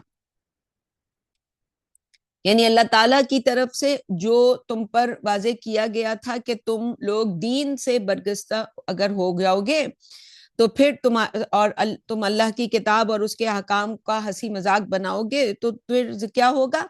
اللہ کے عذاب کا نشانہ تم بنو گے. یعنی یہ امت تو دوسری امتوں کو، دوسرے لوگوں کو بچانے کے لیے یہ ذمہ داری دین کو پہنچانے کا مطلب کیا ہے؟ آج اگر ہمیں یہ بات سمجھ نہیں آ رہی کہ یہ جو اتنے، یہ جن کے بچے، وہ جو کیا نام ہے اس کا، جو بائیڈن، جو اس سے پہلے ڈونلڈ ٹرمپ سے پہلے جو صدر تھا بڈھا، اس کے بارے میں ہے کہ اس نے تو 1,45,000 کے قریب جو بچے ہیں وہ جو ڈیپورٹ کیے تھے. اور اسی طرح سے ہر ایک کے بارے میں، مدر ٹریسا، لاکھوں جو ہے چائلڈ جو ٹریفک ہے یہ اس کے اندر، اس کا تو نام بہت ہی اونچے اس پہ، اور ہم تو سمجھتے ہیں کہ وہ یہ تو بڑے، یہ لوگ اتنے نیک. ہمارے ہاں تو سوال کیا جاتا ہے بھائی کہ یہ جنت میں جائیں گی؟ انسانیت کے دشمن، ان کو ہم جنت میں بھیجنے پر تلے ہوئے ہیں. ان کا تو ہمیں اندازہ بھی نہیں ہے یہ گیم کتنی بڑی گیم ہے اور کہاں سے یہ انسان. اور ہمارا کام تو یہ تھا کہ ہم تو ان پہ انگلیاں اٹھا رہے ہیں، ہمیں تو یہ سچے لگتے ہیں اور اپنے برے لگتے ہیں. ہم ان کے ساتھ بیٹھ کے اپنے نبیوں کا مذاق اڑاتے ہیں، اپنے صحابہ کا مذاق اڑاتے ہیں. ہم سے زیادہ بڑا بے غیرت تو دنیا میں کوئی نہیں. تو ہنسی مذاق بنا لیا تو تم پر پھر کیا ہوگا؟ اللہ تعالیٰ کے عذاب کا تم نشانہ بنو گے. تو آج جب ہماری درگت لڑ گئی پوری دنیا میں، آج بھی ہم اللہ ہی کو، آج وہ جاوید اختر جیسا کوئی کھڑا ہو جاتا ہے اور کہتا ہے کہ اللہ کون ہوتا ہے پوچھنے والا، میں پوچھوں گا. واہ واہ، ٹھیک ہے بھائی. تو چنانچہ ان کے دین سے برگشتہ ہونے کے بعد آشوریوں اور عراق کے بادشاہ بخت نصر کے ہاتھوں ان پر عذاب کا کوڑا برسا، جس کے نتیجے میں دونوں اسرائیلی سلطنتیں ختم ہو گئیں. یروشلم مکمل طور پر تباہ ہو گیا، ہیکل سلمانی مسمار کر دیا گیا، 6 لاکھ یہودی قتل ہوئے اور 6 لاکھ کو غلام بنا دیا گیا. پھر ثم رددنا لکم الکرۃ علیہم، پھر ہم نے ان کے خلاف تمہاری باری لوٹا دی. وَأَمْدَدْنَاكُمْ بِأَمْوَالٍ وَبَنِينَ وَجَعَلْنَاكُمْ أَكْثَرَ نَفِيرًا، اور ہم نے مالوں اور بیٹوں سے تمہاری مدد کی اور ہم نے تمہاری نفری بہت زیادہ کر دی. تو اس کے بعد اللہ تعالیٰ نے ایک مرتبہ پھر انہیں سہارا دیا اور ان پر انہیں غلبے کا موقع عطا کیا. اس سہارے کے باعث کیا ہوا کہ ایرانی بادشاہ کیخورس ذوالقرنین، وہ جو تھا، اس نے عراق بابل پر تسلط حاصل کر لینے کے بعد انہیں آزاد کر دیا اور یہ واپس یروشلم آئے. اس شہر میں ایک دفعہ پھر سے انہوں نے اپنی آبادی کی. اور پھر جب تم نے واپس آ کر یروشلم کو آباد کیا تو ہم نے کیا کیا؟ تمہیں پھر بیٹے دیے، مال دیا، اور پھر تمہیں کثرت تمہاری ہوئی، مختلف قومیں، تعداد ہوئی، تمہاری قوم میں اضافہ ہوا. تو یہ اللہ تعالیٰ کے ساتھ انہوں نے جب خیر کا معاملہ کیا تو اسی کا نتیجہ تھا. تو آگے فرمایا کہ ان احسنتم احسنتم لانفسکم، دیکھو اگر تم بھلائی کی روش اختیار کرو گے تو اپنے ہی بھلے کو کرو گے. وان اسأتم فلہا، اور اگر بری روش اختیار کرو گے تو خود ہی بھگتو گے. فاذا جاء وعد الآخرۃ، اور پھر جب ان میں سے آخری وعدے کا وقت آیا، ان دو میں سے آخری وعدے کا وقت آیا، تو اللہ کے دین یعنی ان کے اوپر جب وہ وعدے کا، یعنی 2 وعدوں میں سے پہلے جو اس کا وقت آیا، تو اس وقت اللہ کے دین سے جو سرکشی اختیار کی انہوں نے، تمہارے عقائد، نظریات، اخلاق سب مسخ ہو گئے تھے. تو وعدے کے عین مطابق اللہ تعالیٰ نے کیا کیا؟ عذاب کے دوسرے مرحلے کا جو ہے وہ آغاز کر دیا تم پہ. لِيَسُوءُ وُجُوهَكُمْ،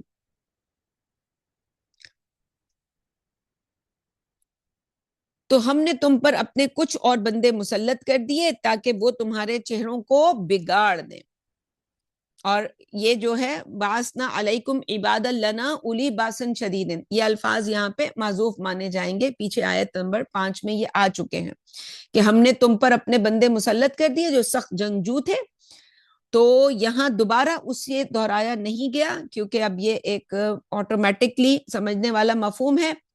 تو یہاں یہ بات محذوف مانی جائے گی، اس لیے میں نے ترجمے میں بھی یہ پڑھا کہ سخت جنگجو بندے مسلط کیے تاکہ وہ تمہارے حلیے بگاڑ دیں. وَلِيَدْخُلُوا الْمَسْجِدَ كَمَا دَخَلُوهُ أَوَّلَ مَرَّةٍ، اور وہ مسجد میں داخل ہو جائیں جیسے پہلے والے اس میں داخل ہوئے تھے. وَلِيُتَبِّرُوا مَا عَلَوْا تَتْبِيرًا، تاکہ جس چیز پر بھی غلبہ پائیں اسے تباہ کر دیں.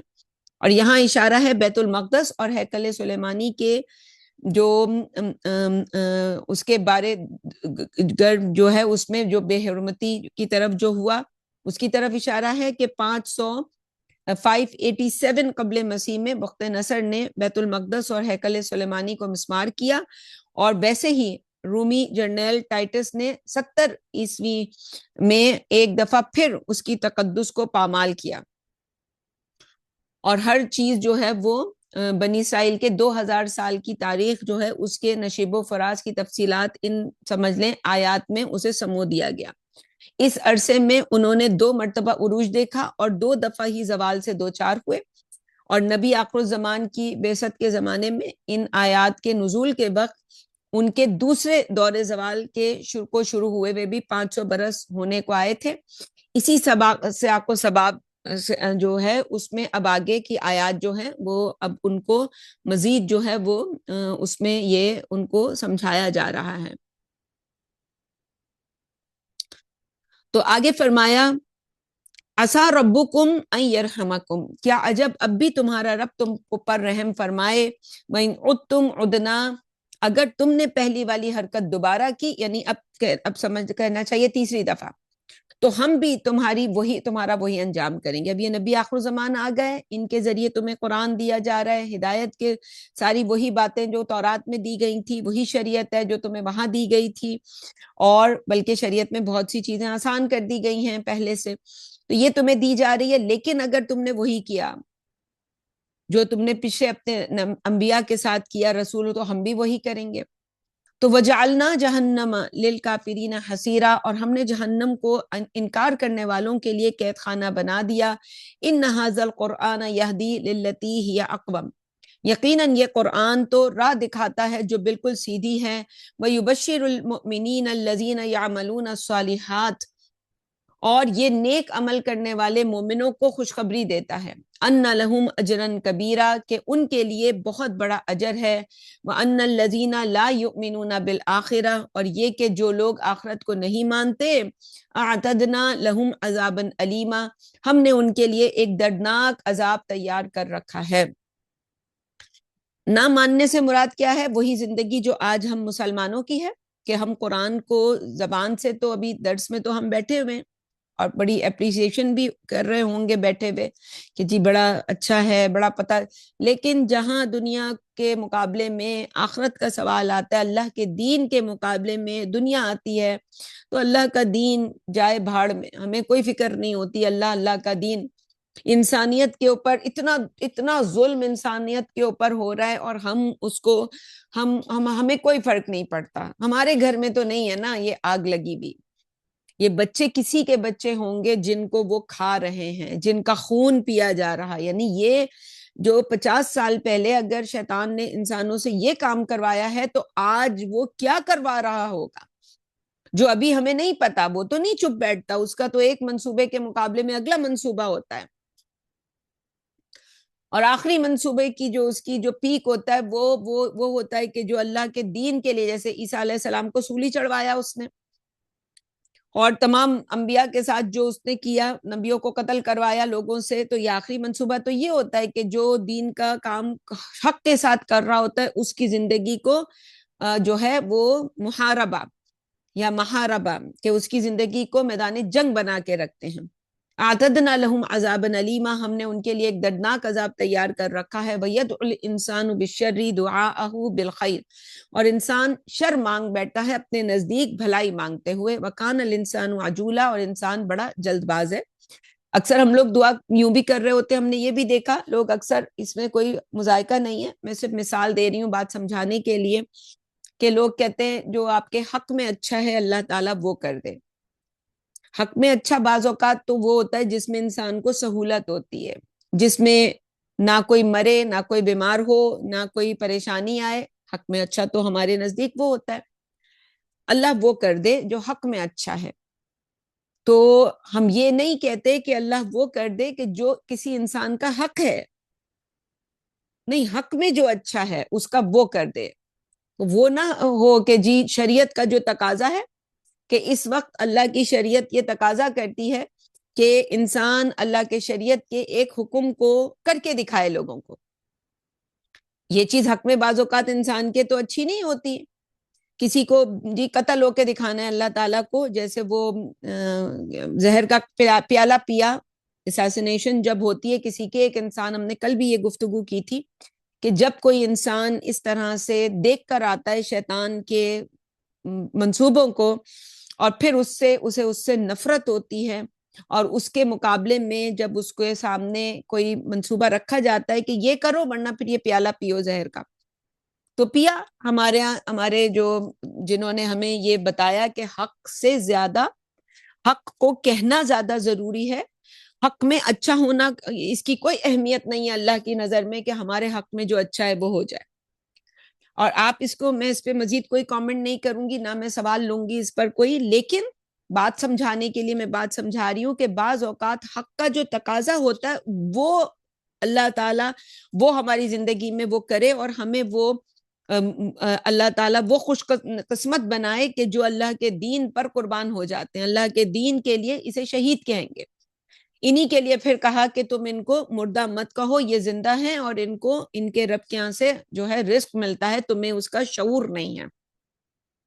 وَجَعَلْنَا اللَّيْلَ وَالنَّهَارَ آیَتَيْن، اور ہم نے رات اور دن کو دو نشانیاں بنایا ہے. فَمَحَوْنَا آیَةَ اللَّيْلِ، اور ہم نے رات کی نشانی کو تاریک بنایا. وَجَعَلْنَا آیَةَ النَّهَارِ مُبْصِرَةً، اور ہم نے دن کی نشانی کو روشن بنایا. لِتَبْتَغُوا فَضْلًا مِّن رَبِّكُمْ، تاکہ تم اپنے رب کے فضل میں سے اپنا حصہ تلاش کرو. وَلِتَعْلَمُوا عَدَدَ السِّنِينَ وَالْحِسَابَ، اور دن رات سے تم ماہ و سال کی ہر طرح کا حساب معلوم کر سکو. وَكُلَّ شَيْءٍ فَصَّلْنَاهُ تَفْصِيلًا، اور ہم نے ہر چیز کی مکمل تفصیل بیان کر دی. وَكُلَّ إِنسَانٍ أَلْزَمْنَاهُ طَائِرَهُ فِي عُنُقِهِ، اور ہم نے ہر انسان کا نصیبہ اس کے گلے کے ساتھ باندھ دیا ہے. اب ہو سکتا ہے کہ صرف یہ جو تقدیر ہے یہ اس کے لیے ایک استعارہ ہو، ایک محاورہ استعمال کیا گیا ہو یہ بات سمجھانے کے لیے کہ گلے سے گلے میں کوئی، وہ ہم آج کے زمانے میں نہیں، ملٹی نیشنل کمپنیوں کا رواج ہے کہ جی وہ گلے میں ایک پٹا ڈال کے اس پہ آپ کا وہ چل رہا ہوتا ہے، کارڈ ہوتا ہے، اس پہ آپ کا ڈیزگنیشن تصویر ہوتی ہے، پھر وہ اسکین بھی کرتے ہیں، کوئی جیب پہ رکھ لیتے ہیں، کوئی پینٹوں سے لٹکا لیتے ہیں، کوئی تو وہ جو ہے ایسے جیسے انسان کا اس کے اوپر جو سارا جو کیا چھتا ہے وہ اس کے اوپر لکھا ہوتا ہے. تو ہو سکتا ہے ایسی کوئی چیز ہمارے گلے میں ہو، کوئی گلینڈ ہو جس کو ابھی تک ہماری میڈیکل سائنس نے اس کو ڈسکور نہ کیا ہو، یا ہو سکتا ہے یہ صرف ایک جو ہے وہ محاورے کے طور پر یہ اس طرح استعارے کے طور پر سمجھائی گئی ہو بات. وَنُخْرِجُ لَهُ يَوْمَ الْقِيَامَةِ كِتَابًا، قیامت کے دن ہم اس کا نامہ اعمال بطور ایک دستاویز نکال کر پیش کر دیں گے. اور قیامت کے دن کیا ہو، وہ جو گلینڈ ہے وہی اسکین ہوگا. وہ جب اسکین کیا جائے گا اللہ کیا، جیسے وہ ابھی وہ کچھ چائنا کے بارے میں خبریں آتی ہیں کہ آپ اپنا فون لے کے، ہم تو اب فون سے پیمنٹ کر رہے ہیں، ہم سمجھتے ہیں یہ بڑی ماڈرن جو ہے وہ طریقہ کار ہے پیمنٹ کرنے کا کہ جی بس فون پہ جو ہے وہ آپ کا والیٹ ہے اور اس میں سے آپ نے جو ہے اسکین کر دیا. تو وہاں تو ابھی سنا ہے کہ جو ٹیکنالوجی وہ لوگ یوز کر رہے ہیں اس میں کہ جی آپ کے پاس والیٹ نہیں ہے، آپ کے پاس فون نہیں ہے، بس اپنا ہاتھ آپ آگے کرتے ہیں، آپ کا جو جیسے فنگر پرنٹس ہوتے ہیں ایسے ہاتھ کا پرنٹ جو ہے وہ اس سے وہ پیمنٹ ہو جائے گی. تو بس آپ خود ہی باہر نکل جائیں اور سب کچھ خود ہی ہو جائے گا. تو اللہ کے یہاں جب انسان اس قدر جو ہے وہ، اور یہ جو چیز ہم استعمال کر رہے ہوتے ہیں علم کی دنیا میں، چاہے وہ شیطانی ہو، جیسے ابھی ہم نے کہا کہ آج شیطان کیا کر رہا ہے یہ تو ابھی ہم بولیں گے بھی تو زبان کٹ جائے گی ہماری، تو نہیں بول سکتے ابھی، وہ نہیں بتا سکتے. ہاں جب یہ کھلنا شروع ہو جائیں گے تو پھر ہمیں بھی آزادی ہوگی کہ جی اب سوشل میڈیا بھی بول رہا ہے، اب ہم بھی بول سکتے ہیں. ورنہ تو راتوں رات ہمیں بھی کوئی ہارٹ اٹیک آئے گا اور پتہ چلے گا کہ جی کوئی سرکٹ جو ہے شارٹ سرکٹ ہوا اور یہاں آگ لگ گئی اور بندہ غائب ہو گیا. تو ابھی تو بولا نہیں جا سکتا، لیکن ہاں وہ آگے جا کے بولا جا سکتا ہے. تو ابھی یہاں پہ بھی ایسا ہی ہے کہ اصل میں جو چائنا اس وقت جس ترقی کے جس سیڑھی پر ہے وہ کسی کو نہیں پتا. یہ تو وہ ہے جو وہاں کی عام عوام تک پہنچ گیا ہے، یعنی جو اولڈ ٹیکنالوجی ہے وہ یہ ہے. تو وَنُخْرِجُ لَهُ يَوْمَ الْقِيَامَةِ كِتَابًا يَلْقَاهُ مَنشُورًا، اور وہ اسے اپنے سامنے کھلا دیکھ لے گا. اقرأ کتابک، پھر اس سے کہا جائے گا کہ پڑھ اپنا اعمال نامہ. کفا بنفسک الیوم علیک حسیبا، آج تو خود ہی اپنا حساب لینے کے لیے کافی ہے. جب انسان کے سامنے ہوگا ہر چھوٹی ہر بڑی چیز، تو پھر کون یہ جھوٹ بول سکے گا؟ پھر موویز جیسے آج وہ ایپسٹین کی، ابھی تو وہ ویڈیوز اور پکچرز نہیں آئی ہیں، ابھی تو صرف ڈیٹا ریلیز ہوا ہے، اور کہیں کہیں کوئی جو کسی کے پرائیویٹ کیمرے سے کچھ بن گیا ہے تو وہ ہے. ابھی جو وہاں کی اصل ویڈیوز اور وہ ہیں، وہ تو جب انسان دیکھیں گے تو مجھے نہیں پتا انسانوں کے ساتھ کیا ہوگا. جو خبریں ہیں کہ وہاں پہ جو کچھ بھی ان لوگوں کے ساتھ ہوا جس کے ساتھ یہ اتنا بڑا ظلم، اور کون کر رہے ہیں؟ وہ جن کو دیکھتے ہم ٹی وی کے سامنے بیٹھ کے، جن کو سجدہ کرتے ہیں.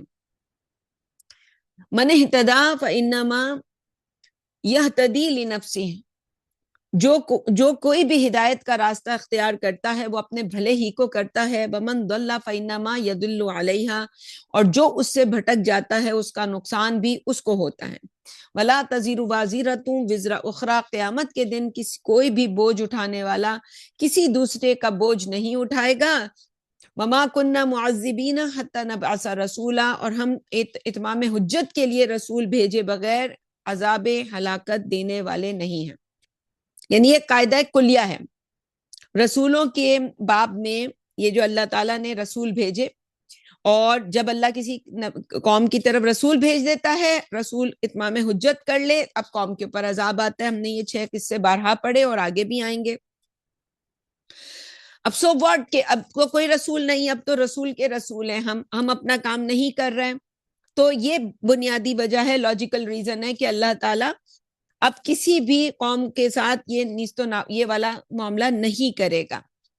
اب کس کی باری ہے؟ اب ان مسلمان یہ جو ہم نے سورت کے شروع میں پڑھا کہ 2 دفعہ عذاب آئے. کیوں آیا؟ کہ تمہیں یہ کام دیا گیا تھا، ہم مسلمانوں کو. یہ کیوں انڈیا میں ہمارے ساتھ، سیریا میں، افریقہ میں، دنیا کے ہر ملک میں ہمارے ساتھ جو ہو رہا ہے، غزہ میں، اور اب جو یہ انگریزوں کے ہاتھوں، نبی اکرم صلی اللہ علیہ وسلم نے فرمایا کہ فرنگیوں کے ہاتھوں مسلمانوں کا جو ہے قیمہ بنے گا، وہ جسے الملحمہ وہ کہہ رہے ہیں، آرمیگڈن، اس جنگ کو ہر کتاب میں، ہر مذہبی لٹریچر میں اس جنگ کا نام ہے، کہ جس کی ابتدا ہونے کے لیے بس روز آیا کہ آیا. یہ اس طرح کی خبریں ہیں. تو یہ جو ہمارا انجام کیوں ہو رہا ہے، یہ قرآن خوانیاں کروانے سے، چندے دینے سے، زکوٰۃ ادا کرنے سے اب یہ نہیں ٹلے گا بھائی. اب اس کے لیے تو ہمیں وہی عزیر علیہ السلام جیسے لوگ چاہیے ہیں، جو لوگوں کے اندر وہی روح پھونکیں، توحید کی روح، اللہ کے لیے اپنی جان مال کھپانے کی روح. اور جب یہ پھونکی جائے گی تو اس کا نتیجہ پھر یہ نکلے گا کہ ان کی بھی رینائنسنس ہوگی. پھر اللہ اس مہدی کو بھیج کے ہم سب کو ایک لیڈر دے گا، اور پھر اس لیڈر کے پیچھے ہم نے وہ آخری زمانے میں ہونے والے اس بڑے مشن میں اللہ کا ساتھ دینا ہے، جس کو اللہ ہم میں سے توفیق دے گا. تو اللہ کا تو طریقہ یہ ہے کہ اللہ تعالیٰ جب تک کسی رسول کو نہیں بھیجتا تو عذاب نہیں دیتا. اب کیونکہ ٹرمپ، نیتن یاہو، یہ جن کی ہم قصے اس وقت بول رہے ہیں اور ہم بتا رہے ہیں کہ یہ برے لوگ ہیں، نہیں، اللہ کی نزدیک وہ برے ہیں، لیکن ان سے زیادہ برا کام ہم نے کیا ہے اللہ کے دین کو پیچھے ڈال کے. وَإِذَا أَرَدْنَا أَن نُهْلِكَ قَرْيَةً، اور جب ہم کسی بستی کو ہلاک کرنے کا ارادہ کرتے ہیں، أَمَرْنَا مُتْرَفِيهَا فَفَسَقُوا فِيهَا، تو ہم اس کے کھاتے پیتے لوگوں کو کھلا چھوڑ دیتے ہیں کہ وہ بغاوت کریں. فحق علیہ القول، پھر اس کی ہلاکت پر ہمارا فیصلہ حقیقت بن جاتا ہے. فدمرناها تدمیرا، پھر ہم اس بستی کو تباہ و برباد کر دیتے ہیں. وَكَمْ أَهْلَكْنَا مِنَ الْقُرُونِ مِنْ بَعْدِ نوح، اور نوح کے بعد ہم نے کتنی ہی نسلوں کو تباہ کر دیا. وَكَفَى بِرَبِّكَ بِذُنُوبِ عِبَادِهِ خَبِيرًا بَصِيرًا، اور تمہارا رب اپنے بندوں کے گناہوں سے باخبر رہنے اور ان پر نظر رکھنے کے لیے کافی ہے. من کان یرید العاجلہ، جو کوئی فوری فائدہ اسی دنیا میں چاہتا ہے، عجلنا لہ فیہا ما نشاء لمن نرید، تو جس کسی کو ہم دینا چاہیں اور جتنا دینا چاہیں اسی دنیا میں دے دیتے ہیں. ثم جعلنا لہ جہنم، پھر ہم نے اس کے لیے جہنم رکھ چھوڑی ہے. یصلاھا مذموما مدحورا، جس میں وہ خود اور دھتکارا ہوا بن کر داخل ہوگا، جس میں وہ خوار اور دھتکارا ہوا بن کر داخل ہوگا. تو پھر اللہ تعالیٰ کیا کرتا ہے؟ دنیا میں انسان کو توبہ کی توفیق نہیں دیتا. انسان توبہ بھی کرتا ہے تو سچی توبہ نہیں ہوتی. سچی توبہ کوئی کرے گا تو اس کے ساتھ تو کفارہ ہے بھائی، اور جس کی توبہ سچی ہوگی وہ کفارہ دیتے وقت رو نہیں رہا ہوگا، وہ ہنس رہا ہوگا، وہ تو خوش ہوگا کہ مجھ سے لے لیا اللہ نے کچھ اور معاف کر دیا مجھے، وہ تو خوشی خوشی جائے گا. یہ تو ان کا ذکر ہے کہ جو نہ جن کی توبہ سچی، نہ جن سے کفارہ لیا گیا، بس وہ خوشی خوشی اس دنیا سے چلے گئے کہ ہم نے تو تسبیحیں پڑھی تھی، یہ چندے دیے تھے، ہو گیا سارا کام ہمارا اسی سے. ومن اراد الآخرۃ، اور اس کے برعکس جو آخرت چاہتے ہیں، وسعی لہا سعیہا، اس کے شایان شان کوشش بھی کرتے ہیں.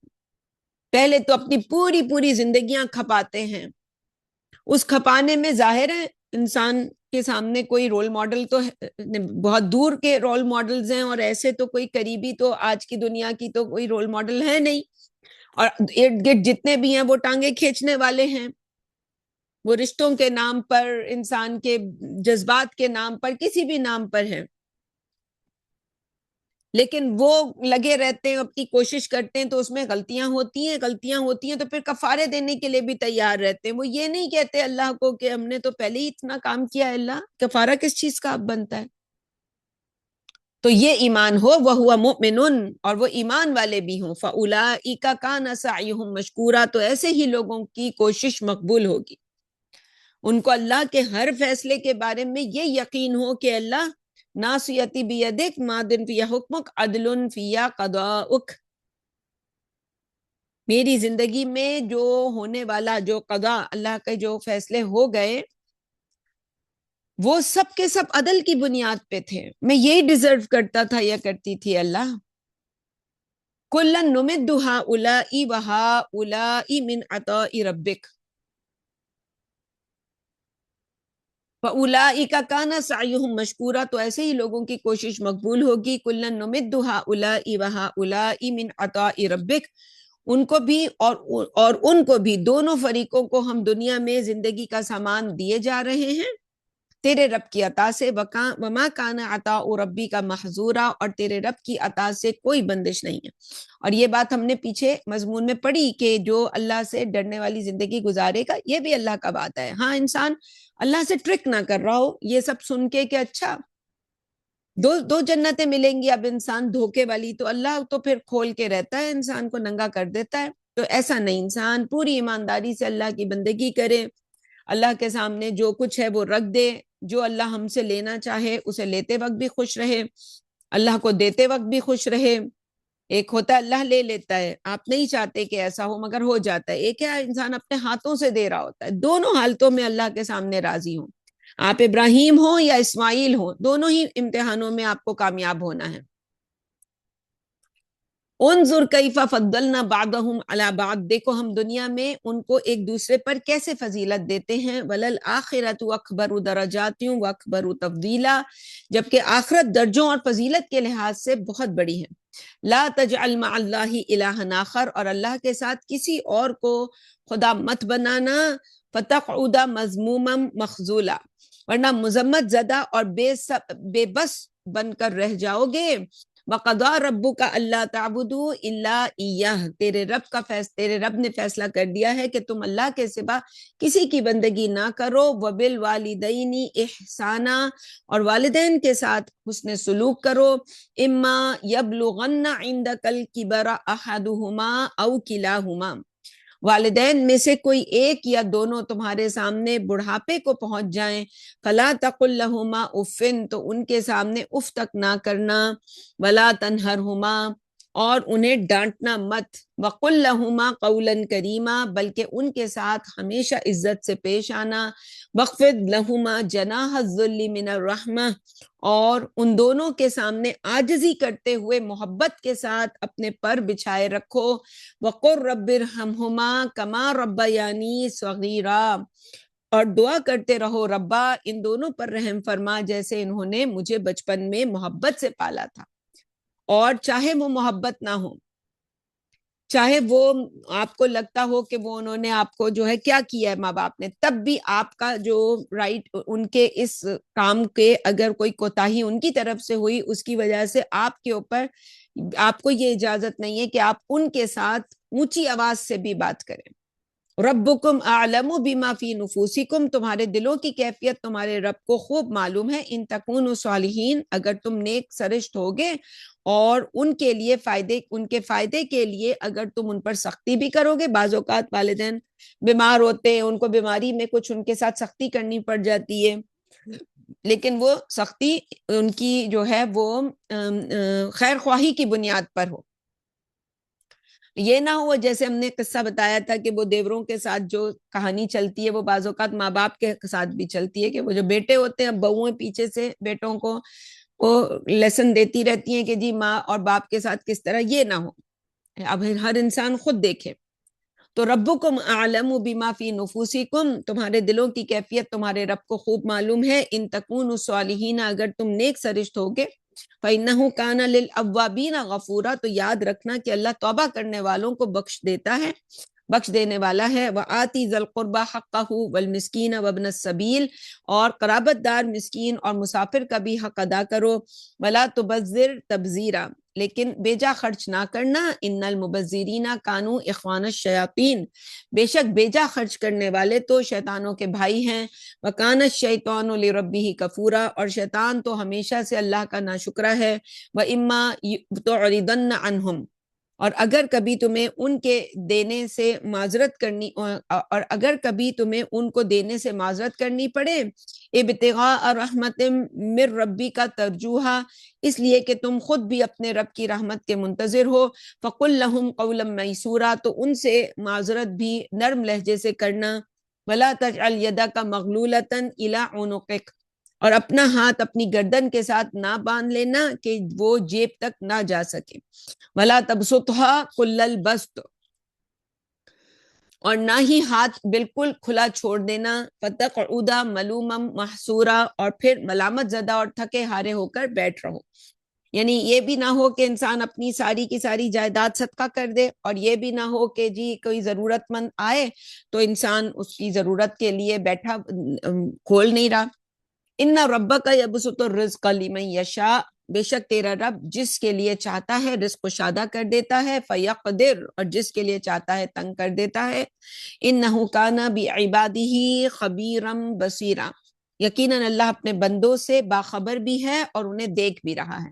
ولا تقتلوا اولادکم خشیۃ املاق، اور تنگ دستی کے ڈر سے اپنی اولاد کو قتل نہ کرو، نحن نرزقہم وایاکم، ہم ہی ان کو کے رازق ہیں اور خود تمہارے بھی، ان قتلہم کان خطئا کبیرا، یقیناً اولاد کا قتل بہت بڑی خطا ہے، ولا تقربوا الزنا، اور زنا کے تو قریب بھی نہ پھٹکنا، انہ کان فاحشۃ وساء سبیلا، وہ تو ایک بے حیائی ہے اور ایک برا راستہ ہے، دیکھ لو اس کا انجام کیا ہے، ایپسٹین فائلز کو ذرا یہاں تک پہنچ جاؤ گے تم، ذرا سے سلپ ہوگے۔ وَلَا تَقْتُلُوا النَّفْسَ الَّتِي حَرَّمَ اللَّهُ إِلَّا بِالْحَقِّ، اور کسی شخص کو ناحق قتل نہ کرنا جسے قتل کرنا اللہ نے حرام ٹھہرا دیا ہے، وَمَنْ قُتِلَ مَظْلُومًا، اور جو کوئی ناحق قتل کیا گیا، فَقَدْ جَعَلْنَا لِوَلِيِّهِ سُلْطَانًا فلا یسرف فی القتل، تو ہم نے اس کے وارث کے ہاتھ میں بھی ایک اختیار دیا ہے، قصاص یا دیت یا معافی کا، پس قصاص لیتے ہوئے وہ بھی زیادتی نہ کرے، انہ کان منصورا، اس لیے کہ اس کی مدد کی گئی ہے، اللہ نے شریعت میں اس کے لیے یہ جو ایک شق رکھ دی ہے۔ ولا تقربوا مال الیتیم، اور یتیم کے مال کے تو قریب بھی نہ پھٹکو، الا باللتی ہی احسن، مگر احسن طریقے سے، حتی یبلغ اشدہ، یہاں تک کہ وہ اپنی پختگی کو پہنچ جائے، واوفوا بالعہد، اور وعدوں کو ایفا کیا کرو، ان العہد کان مسئولا، کیونکہ وعدوں کے بارے میں پوچھ گچھ ہوگی، وَأَوْفُوا الْكَيْلَ إِذَا كِلْتُمْ، اور جب بھی ناپ کرو تو پورا پورا ناپو، وَزِنُوا بِالْقِسْطَاسِ الْمُسْتَقِيمِ، اور سیدھے ترازو کے ساتھ تولا کرو، ذَلِكَ خَيْرٌ وَأَحْسَنُ تَأْوِيلًا، یہ معقول روش ہے اور انجام کے اعتبار سے بھی بہترین ہے۔ وَلَا تَقْفُ مَا لَيْسَ لَكَ بِهِ علم، اور جس چیز کا تمہیں علم نہ ہو اس کے پیچھے نہ لگو، ان السمع والبصر والفؤاد کل اولئک کان عنہ مسئولا، یاد رکھو کان، آنکھ اور دل ان سب کے بارے میں باز پرس ہونے والی ہے۔ یعنی کوئی انسان اگر کسی افریقہ کے جنگل میں پیدا ہوا تھا اور کسی نبی رسول کی دعوت اس تک نہیں پہنچی، تو اس کا محاسبہ اللہ تعالیٰ جس لوور لیول پہ لے گا وہ یہ ہے کہ اس کو سم و بصر اور یہ جو فؤاد، فائدہ اٹھانے کی چیز یعنی دل و دماغ اسے دیا تھا، اس سے جو اس کی فطرت اگر سلیم تھی، عقل سلیم تھی، تو اس نے گناہ کر کے اس کو کرپٹ نہیں کیا تھا۔ یہ بات بھی ہم نے کل رکھی کہ کس طرح گناہ جو ہیں وہی ایک ڈاٹ ہوتے ہیں میڈیکل سائنسز کی روح سے بھی، کہ جو آپ کی میموری کو خراب کرتے ہیں۔ یہ ہوتے ہوتے جب عقل خراب ہوتی ہے تو انسان کی فطرت جو ہے گندی چیزوں کو پسند کرنے لگ جاتی ہے، اور پھر آنکھوں اور کان کے ذریعے اور ناک کے ذریعے جو چیزیں اندر جاتی ہیں، صحیح غلط لگنے لگتا ہے اور غلط صحیح لگنے لگتا ہے، پھر اللہ نہیں نظر آتا، پھر یہی نظر آتا ہے کہ یہ سب کچھ خود بنا ہے۔ شیطان آپ کے دل میں، دماغ میں ایسے جو ہے وہ دلائل ڈالتا ہے کہ انسان پھر مرتے وقت ایتھیسٹ ہی ہوتا ہے، بھلے وہ ساری زندگی کلمہ پڑھتا رہا ہو۔ تو یہ اگر کسی انسان کو اللہ نے ویسے نابینا بنایا، سم و بصر نہیں دی، تو اللہ دیکھ لے گا کیسے اس کا حساب ہوگا۔ لیکن جن کے پاس یہ صلاحیتیں، جن کو فائدہ اٹھانے کے لیے اللہ نے یہ جو میڈیکل سائنسز جسے کہتی ہے حواس خمسہ یہ دیے ہیں، تو ان کے لیے تو بڑا مسئلہ ہے بھائی، ان کا تو امتحان اس لوور لیول پر ہوگا، توحید پر ان کا امتحان ہوگا۔ انہیں نہیں پتا تھا کوئی کتاب ہے، کوئی رسول ہے، کوئی شریعت ہے۔ ولا تمشی فی الارض مرحا، اور زمین پر اکڑ کر نہ چل، انک لن تخرق الارض ولن تبلغ الجبال طولا، بلا شبہ نہ تو تم زمین کو پھاڑ سکو گے اور نہ ہی پہاڑ کی بلندی کو پہنچ سکو گے، کل ذالک کان سیئہ عند ربک مکروہا، ان سب امور کے برابر کہ ان سب امور کی برائی تمہارے رب کے نزدیک نہایت ناپسندیدہ ہے۔ ذالک مما اوحی الیک ربک من الحکمہ، یہ حکمت کی باتیں ہیں جو تمہارا رب تمہاری طرف وحی کر رہا ہے۔ ولا تجعل مع اللہ الہا آخر، اور اللہ کے ساتھ کسی اور کو خدا نہ بنانا، فتلقی فی جہنم ملوما مدحورا، ورنہ تم ملامت زدہ، دھتکارے ہوئے جہنم میں جھونک دیے جاؤ گے۔ افاسفاکم ربکم بالبنین، کیا تمہیں رب نے بیٹوں کے لیے تمہیں پسند کیا ہے؟ واتخذ من الملائکۃ اناسا، اور خود فرشتوں میں سے بیٹیاں بنا لی، انکم لتقولون قولا عظیما، واقعہ یہ ہے کہ تم بہت بڑی گستاخی کی بات کر رہے ہو۔ وَلَقَدْ صَرَّفْنَا فِي هَذَا الْقُرْآنِ لِيَذَّكَّرُوا، ہم نے تو اس قرآن کو ہر طرح سے بات بیان ہم نے تو اس قرآن میں ہر طرح سے بات بیان کر دی ہے تاکہ یہ نصیحت حاصل کریں۔ وَمَا يَزِيدُ إِلَّا نُفُورًا، لیکن اس نے تو ان کی نفرت کو اور زیادہ جو ہے وہ کر دیا ہے۔ قُلْ لَوْ كَانَ مَعَهُ آلِهَةٌ كَمَا يَقُولُونَ، اے نبی صلی اللہ علیہ وسلم ان کو بتاؤ اگر ان کے دعوے کے مطابق اللہ کے ساتھ کچھ اور خدا بھی ہوتے، اِذًا لَابْتَغَوْا إِلَىٰ ذِي الْعَرْشِ سَبِيلًا، تو وہ عرش والے پر ضرور چڑھائی کر دیتے۔ یعنی اللہ نے دعویٰ کیا ہے کہ یہ عرش اللہ کا ہے، تو وہ کم از کم جا کے کوئی ایک آدھی وارڈ تو ہم نے آسمانوں پہ بھی دیکھی ہوتی، وہ جو دکھا رہے ہوتے ہیں کون سی لیگ ہوتی ہیں، یہ جو انگریزی موویز آتی ہیں، تو وہ اس میں دکھا رہے ہوتے ہیں کہ جی ایسے ایسے سپر ہیومنز ہیں، اور وہ جو ہیں وہ لڑ رہے ہیں اور وہ آسمان پہ اڑ کے چلے جاتے ہیں، اور پھر آسمانوں میں بھی لڑائیاں ہو رہی ہیں۔ سبحانہ و تعالی اما یقولون علوا کبیرا، اللہ تو بہت ہی پاک اور بلند و برتر ہے اس کی بنائی ہوئی تمام باتوں سے، ان کی بنائی ہوئی تمام باتوں سے۔ تسبح لہ السماوات السبع والارض ومن فیہن، ساتوں آسمان اور زمین اور جو کچھ ان میں ہے وہ اللہ ہی کی تسبیح کرتا ہے۔ وَإِن مِّن شَيْءٍ إِلَّا يُسَبِّحُ بِحَمْدِهِ، اور کوئی شے ایسی نہیں جو اللہ کی حمد کی تسبیح نہ پھیرتی ہو۔ وَلَٰكِن لَّا تَفْقَهُونَ تَسْبِيحَهُمْ، لیکن تم اس کی تسبیح کو نہیں سمجھ پاتے، یعنی زمین، آسمان، سورج، چاند، ستارے، پتے، مٹی، پودے، جو کچھ ہے ہر چیز اللہ کی تسبیح کر رہی ہے۔ انہ کان حلیما غفورا، یقیناً وہ بڑا تحمل والا، بخشنے والا ہے۔ وَإِذَا قَرَأْتَ الْقُرْآنَ، اور جب تم قرآن پڑھتے ہو، جعلنا بینک وبین الذین لا یؤمنون بالآخرۃ حجابا مستورا، تو ہم تمہارے اور آخرت کے منکروں کے درمیان ایک نہ نظر آنے والا پردہ حائل کر دیتے ہیں۔ ایک ہی مجلس میں سب پڑھے بیٹھے ہوئے اور ایک ہی مجلس میں سب سن رہے ہیں، کچھ کو بات سمجھ آ رہی ہے اور بہت سو کو بات سمجھ نہیں آ رہی۔ ایک ایسا پردہ ہوگا، یہ کس بنیاد پر ہوگا وہ پیچھے ہم نے دیکھ لیا، وہ دنیا کی محبتیں ہوتی ہیں، اللہ کے ساتھ جو ہم نے غداریاں کی ہوتی ہیں، بغاوت کی بھی ہوتی ہے، وہ ہوتی ہے۔ وَجَعَلْنَا عَلَىٰ قُلُوبِهِمْ أَكِنَّةً أَن يَفْقَهُوهُ، اور ہم ان کے دلوں پر بھی پردے ڈال دیتے ہیں کہ وہ اس کو سمجھ ہی نہ پائیں۔ وَفِي آذَانِهِمْ وَقْرًا، اور ان کے کان بھی بوجھل ہیں۔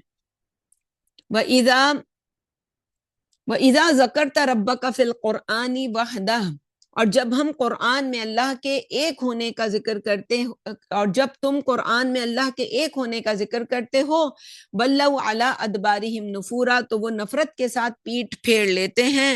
نَحْنُ أَعْلَمُ بِمَا يَسْتَمِعُونَ بِهِ إِذْ يَسْتَمِعُونَ إِلَيْكَ، اور ہم خوب جانتے ہیں جب یہ لوگ تمہاری طرف کان لگاتے ہیں تو کس غرض سے کان لگاتے ہیں۔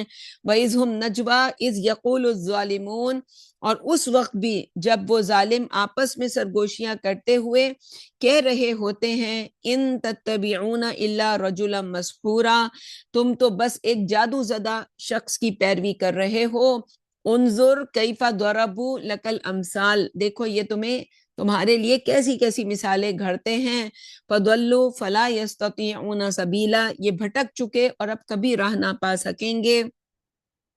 وقالوا اذا كنا عظاما ورفاتا، مزید یہ کہتے ہیں کہ جب ہم ہڈیاں اور چورا بن جائیں گے۔ انا لمبعوثون خلقا جدیدا، تو کیا ہم نئے سرے سے پیدا کیے جائیں گے۔ قل كونوا حجارتا او حدیدا، کہو پتھر بن جاؤ یا لوہا۔ او خلقا مما یکبر فی صدورکم، یا کوئی اور چیز جو تمہارے خیال میں دوبارہ زندہ ہونے کے لیے بہت ہی سخت ہو، وہ بن جاؤ۔ فَسَيَقُولُونَ مَن يُعِيدُنَا، پھر بڑی ڈھٹائی سے کہیں گے کون لائے گا پھر ہمیں زندگی میں۔ قُلِ الَّذِي فَطَرَكُمْ أَوَّلَ مَرَّةٍ، ان کو بتاؤ وہی جس نے تمہیں پہلی دفعہ پیدا کیا تھا۔ فَسَيُنْغِضُونَ إِلَيْكَ رُؤُوسَهُمْ وَيَقُولُونَ مَتَىٰ هُوَ، پھر وہ تمہارے سامنے سر مٹکا کر پوچھیں گے ہوگا کب۔ قُلْ عَسَىٰ أَن يَكُونَ قَرِيبًا، کہہ دو کیا عجب وہ قریب ہی ہو۔ یوم یدعوکم فتستجیبون بحمدہ، جس دن اللہ تمہیں پکارے گا تو تم اس کی حمد کرتے ہوئے اس کی پکار پر لبیک کہو گے۔ وتظنون ان لبثتم الا قلیلا، اور ایسا خیال کرو گے کہ دونوں زندگیوں کے درمیان تم بس تھوڑی ہی مدت رہے۔ وَقُلْ لِعِبَادِي يَقُولُ الَّتِي هِيَ أَحْسَنُ، میرے بندوں سے کہو کہ وہ معقول بات کیا کریں۔ ان الشیطان ینزغ بینہم، بے شک شیطان لوگوں کے درمیان فساد ڈالتا ہے۔ ان الشیطان کان للانسان عدوا مبینا، یقیناً شیطان جو ہے وہ انسان کا کھلا دشمن تو ہے ہی۔ ربکم اعلم بکم، تمہارا رب تمہیں خوب جانتا ہے۔ ان یشاء یرحمکم او ان یشاء یعذبکم، اگر وہ چاہے تو تم پر رحم کرے یا چاہے تو تمہیں سزا دے۔ وما ارسلناک علیہم وکیلا، اور ہم نے تمہیں ان پر کوئی نگہبان بنا کر نہیں بھیجا۔ وَرَبُّكَ أَعْلَمُ بِمَنْ فِي السَّمَاوَاتِ وَالْأَرْضِ، اور تیرا رب زمین و آسمان میں بسنے والوں کو خوب جانتا ہے. وَلَقَدْ فَضَّلْنَا بَعْضَ النَّبِيِّينَ عَلَى بَعْضٍ، اور ہم نے نبیوں کو ایک دوسرے پر فضیلت دی ہے.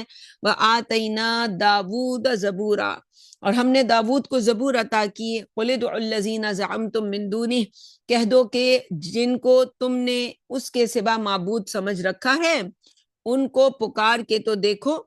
فلا یملکون کشف الضر عنکم ولا تحویلا، نہ تو وہ اس کی طاقت رکھتے ہیں کہ تمہیں کوئی دکھ تمہارا کوئی دکھ دور کر دیں، اور نہ ہی تمہاری حالت بدل سکتے ہیں.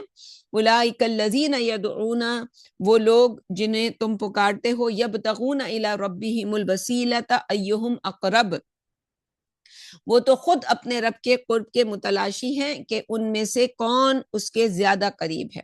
وَيَرْجُونَ رَحْمَتَهُ وَيَخَافُونَ عَذَابَهُ، اور وہ اپنے رب کی رحمت کے امیدوار ہیں اور اس کے عذاب سے ڈرتے رہتے ہیں. ان عذاب ربک کان محذورا، واقعتاً تیرے رب کا عذاب چیز ہی ڈرنے کی ہے. وَإِن مِّن قَرْيَةٍ إِلَّا نَحْنُ مُهْلِكُوهَا قَبْلَ يَوْمِ الْقِيَامَةِ، اور نہیں ہے کوئی بستی مگر ہم اسے روز قیامت سے قبل ہلاک کر کے رہیں گے. او معذبوها عذابا شدیدا، یا ہم اسے بہت ہی سخت عذاب دیں گے. کان ذالک فی الکتاب مستورا، یہ اللہ کی کتاب میں لکھا ہوا ہے. وما منعنا ان نرسل بالآیات الا ان کذب بها الاولون، اور ہمیں نشانیاں بھیجنے سے یہی چیز روکتی ہے کہ پہلوں نے بھی تو ان کی تکذیب کی تھی، یعنی معجزات جب لوگ مانگتے ہیں. وَآتَيْنَا ثَمُودَ النَّاقَةَ مُبْصِرَةً فَظَلَمُوا بِهَا، اور ہم نے قوم سمود کو اونٹنی بطور نشانی عطا کی لیکن انہوں نے اس پر زیادتی کی. وَمَا نُرْسِلُ بِالْآيَاتِ إِلَّا تَخْوِيفًا، اور ہم نشانیاں تو ڈرانے کے لیے ہی بھیجا کرتے ہیں.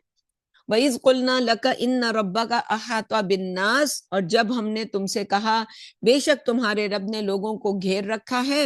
وَمَا جَعَلْنَا الرُّؤْيَا الَّتِي أَرَيْنَاكَ إِلَّا فِتْنَةً لِلنَّاسِ، اور وہ مشاہدہ جو ہم نے تمہیں کرایا اس کو ہم نے لوگوں کے لیے بس ایک آزمائش ہی بنا دیا.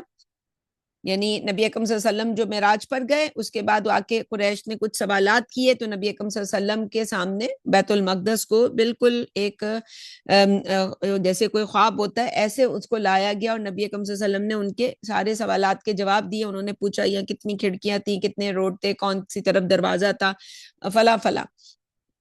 تو وَالشَّجَرَةَ الْمَلْعُونَةَ فِي الْقُرْآنِ، اور اس درخت کو بھی جس پر قرآن میں لعنت وارد ہوئی. وَنُخَوِّفُهُمْ فَمَا يَزِيدُهُمْ إِلَّا طُغْيَانًا كَبِيرًا، اور ہم تو اس کو ڈراتے ہیں لیکن یہ ڈرانا ان کی سرکشی میں اور اضافہ کیے جا رہا ہے. وَإِذْ قُلْنَا لِلْمَلَائِكَةِ اسْجُدُوا لِآدَمَ، جب ہم نے فرشتوں کو حکم دیا کہ وہ آدم کو سجدہ کریں. فَسَجَدُوا، تو سب نے سجدہ کیا، إِلَّا إِبْلِيسَ، سوائے ابلیس کے. قَالَ أَأَسْجُدُ لِمَنْ خَلَقْتَ طِينًا، ابلیس کہنے لگا اے اللہ کیا جسے تو نے مٹی سے پیدا کیا میں اسے سجدہ کروں. قَالَ أَرَأَيْتَكَ هَذَا الَّذِي كَرَّمْتَ عَلَيَّ، مزید کہنے لگا دیکھ تو بھلا یہ ہے وہ جس کو تو نے مجھ پر عزت دی ہے. لَإِنْ أَخَّرْتَنِي إِلَى يَوْمِ الْقِيَامَةِ، اگر قیامت تک تو مجھے مہلت دے. مہلت کیا ہے؟ وہ اللہ تعالیٰ سے اختیارات مانگ رہا ہے. دنیا میں لوگوں کو نظر آئے گا کہ خدا یہ ہے وہ جو دیتا ہے لوگوں کو، جو اس کی بات مانے گا، جو اس کے پیچھے چلے گا اس پر دنیا کے دروازے کھل جائیں گے، مستی ہوگی، خوب یہ خوشحال زندگی جسے ہم کہتے ہیں، بڑے لائٹ موڈ میں زندگی گزر رہی ہوگی. تو لَأَحْتَنِكَنَّ ذُرِّيَّتَهُ إِلَّا قَلِيلًا، تو میں کچھ کو چھوڑ کر اس کی اولاد کی جڑ کاٹ کر رہوں گا. یہ جو ابھی ہم نے پورا آپ کو شروع میں بتایا کہ کیسے وہ انسانوں کے بیج کو ختم کر رہا ہے. ایک طریقہ شادیوں کے ذریعے بیچ ختم کر رہا ہے کہ لوگ شادی نہ کریں، ایسے ایسے قوانین بن رہے ہیں کہ گھوڑ کے دیکھا تو جی شوہر جیل میں. اور طلاق کی جیسے ہم نے شروع میں بات کی تھی کہ دو انتہائیں ہیں، ایک انتہا ہے جہاں واقعی عورت پہ ظلم ہوتا ہے اور ایک انتہا ہے کہ عورت ہی ماسٹر بن جائے. تو اس کا نتیجہ یہ دونوں ہی انتہاؤں کا ایک نتیجہ ہے. وہ دو انتہاؤں پہ لوگوں کو کہتا ہے وہ زندگی گزاریں کہ انسان شادی نہ کرے. اچھا جی شادی نہ کرے, شادی جن کی ہو گئی ہے ان کے ساتھ کیا کر رہا ہے, ان کا بیج اس طرح کاٹ رہا ہے کہ جی ان کے ایک تو وہ چائنا ماڈل تھا کہ جی پہلے بچے ہو ہی نہ, پھر اس کے بعد پاکستان میں ماڈل آیا کہ جی بچے دو ہی اچھے, پھر اس کے بعد جو ہے جی اب یہ آیا کہ جی بچے کرنے کی ضرورت ہی کیا ہے, پیٹس رکھو. تو یہ والا جو یہ ہے وہ بیج جو وہ کاٹ رہا ہے. پھر جو پیدا بھی ہوتے جن کے ڈلیور ہو چکے میں, ہم یہ کیوں کہتے ہیں کہ یہ جو پوری کی پوری نسل ہے اس نے یہ تو ختم ہے, کوئی اس میں بچنے والا نہیں ہے. کیوں؟ کیونکہ وہ میاں اور بیوی, وہ کہتے ہیں حدیث میں آتا ہے کہ جب وہ ایک دوسرے کے قریب آتے ہیں اور وہ دعا نہیں پڑھتے, ہم نے پہلے بھی تلقین کی تھی, تو اس وقت شیطان جو ہے وہ ان کے اس عمل کے نتیجے میں جو بچہ پیدا ہوتا ہے اس میں جو ہے اپنا شر ڈال دیتا ہے. اور ایک کچھ لوگوں کی رائے یہی ہے علماء میں سے کہ یہی پھر وہ یاجوج اور ماجوج کی فوج میں, یعنی کچھ اور بھی چیزیں ان میں شامل ہوتی ہیں, لیکن ان میں اب یہ بھی شیطان کے فوجی ہوتے. یہ ان کو یہ بچپن سے ہی ان کے اندر, ہم کہتے ہیں کہ جی بڑا بچہ جو ہے نا بڑا شیطان ہے, بڑا شرارتی ہے جی, نماز کی طرف نہیں آتا, اس کی طرف نہیں آتا, اس کی طرف نہیں آتا, الٹی حرکتیں کرتا ہے. لوگوں کو ہم کہانیاں سناتے رہتے ہیں کہ جیسے ہمارا تو کوئی قصور ہی نہیں ہے. تو ہمارا سب سے بڑا قصور تو یہی ہے کہ ہم نے یہ شادی کو, یہ تو ایک عبادت نبی اکرم صلی اللہ علیہ وسلم کی سنت تھی, اس کے طور طریقے نہیں سیکھے. پھر شادی کے بعد ایک دوسرے کے ساتھ زندگی اللہ سے ڈر کے گزارنی تھی, وہ نہیں سیکھا. ہمارے بڑوں نے ہم پہ ظلم کیا, ہم نے اپنی بہوؤں پہ کیا. چلے پچھلی نسل کو ہم کیا کہیں, یہ جو آج کی نسل ہے, تبدیلی تو ہمیشہ جو آج کی نسل ہے قربانی اسے دینی پڑتی ہے. تو وہ جو انسان کی جڑ کاٹنے کا اس نے کوئی طریقہ ہے جو نہیں چھوڑا ہو, اور آج وہ ہمیں نظر آ رہی ہے کہ جڑ کٹے لوگ ہیں جن کے بچے ہیں بھی, وہ فیملیز تھیں تو انہوں نے امریکہ میں دیکھا کہ کیا تباہی آئی کہ ان کے یہاں جو ظاہر ہے وداؤٹ اینی ویڈ لاک جب بچے پیدا ہوئے تو وہ سارے جو ظاہر ہے حرامی جو بچے ہوں گے تو ان سے تو کوئی خیر نہیں ہوگی. وہ تو شر شر, وہ بڑے ہو کے جو ہے وہ کوئی چوری کرے گا, کوئی ڈاکہ ڈالے گا, کوئی عزتیں لوٹے گا. وہ ساروں کی جب ہسٹری دیکھی جاتی ہے کرمنلز کی تو وہ انہی کے یہی ہوتی ہیں ساری کے ساری ان کی ہسٹری. تو پھر کینیڈا والوں نے کیا کیا, امیگریشنز دی لوگوں کو کہ بھئی ہمیں چاہیے فیملی والے لوگ کہ آئیں, ان کی پوری پوری فیملیز بچے لے کر آئیں اپنے. تو پھر وہ جب وہ امیگریشن دی انہوں نے تو ان کا بھی دعویٰ یہ تھا کہ ان کی اگلی نسل ہماری ہے, اور بالکل صحیح تھا. اگلی کیا, ان کی یہی نسل بھی ان کی ہے جو وہاں سے آ رہے ہیں, اور جو آ چکے ہیں وہ بھی ان کو اسلام سے کوئی غرض نہیں. تو یہ جڑ کاٹ کے رہوں گا. قال اذهب فمن تبعك منهم, فرمایا جا دفع ہو جا, جو ان میں سے تیری پیروی کریں گے. فإن جہنم جزاؤکم جزاء موفورا, تو جہنم تم سب کا پورا پورا بدلہ ہوگی. واستفزز من استطعت منهم بصوتک, اور اپنی آواز سے جس کو بھی بہکا سکتا ہے بہکا لے. یعنی موسیقی, ہم کہتے ہیں نا اس کے گلے میں تو بھگوان بولتا ہے. تو جی پھر ہم پوچھتے ہیں سوال کہ موسیقی روح کی غذا ہے,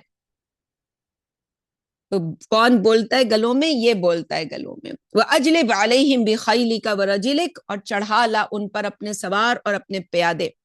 یعنی جو شیطانوں کی جو پوری فوجیں ہیں, ان کی جنود جو ان کے ہیں, شیطان کے لشکروں کے لشکر, اور بہت ساری ان کے اندر آرا ہیں. ایک تو شیاطین کے لشکر ہوتے ہیں, ہر انسان کے ساتھ ایک قرین ہے. ایک ان کی اپنی جو نسلیں ہیں, نسلیں ان کی جیسے انسانوں کی نسل ہے ایسے شیاطین کی نسل بھی, ان کے بھی لاکھوں کی تعداد, کروڑوں کی تعداد میں ہے.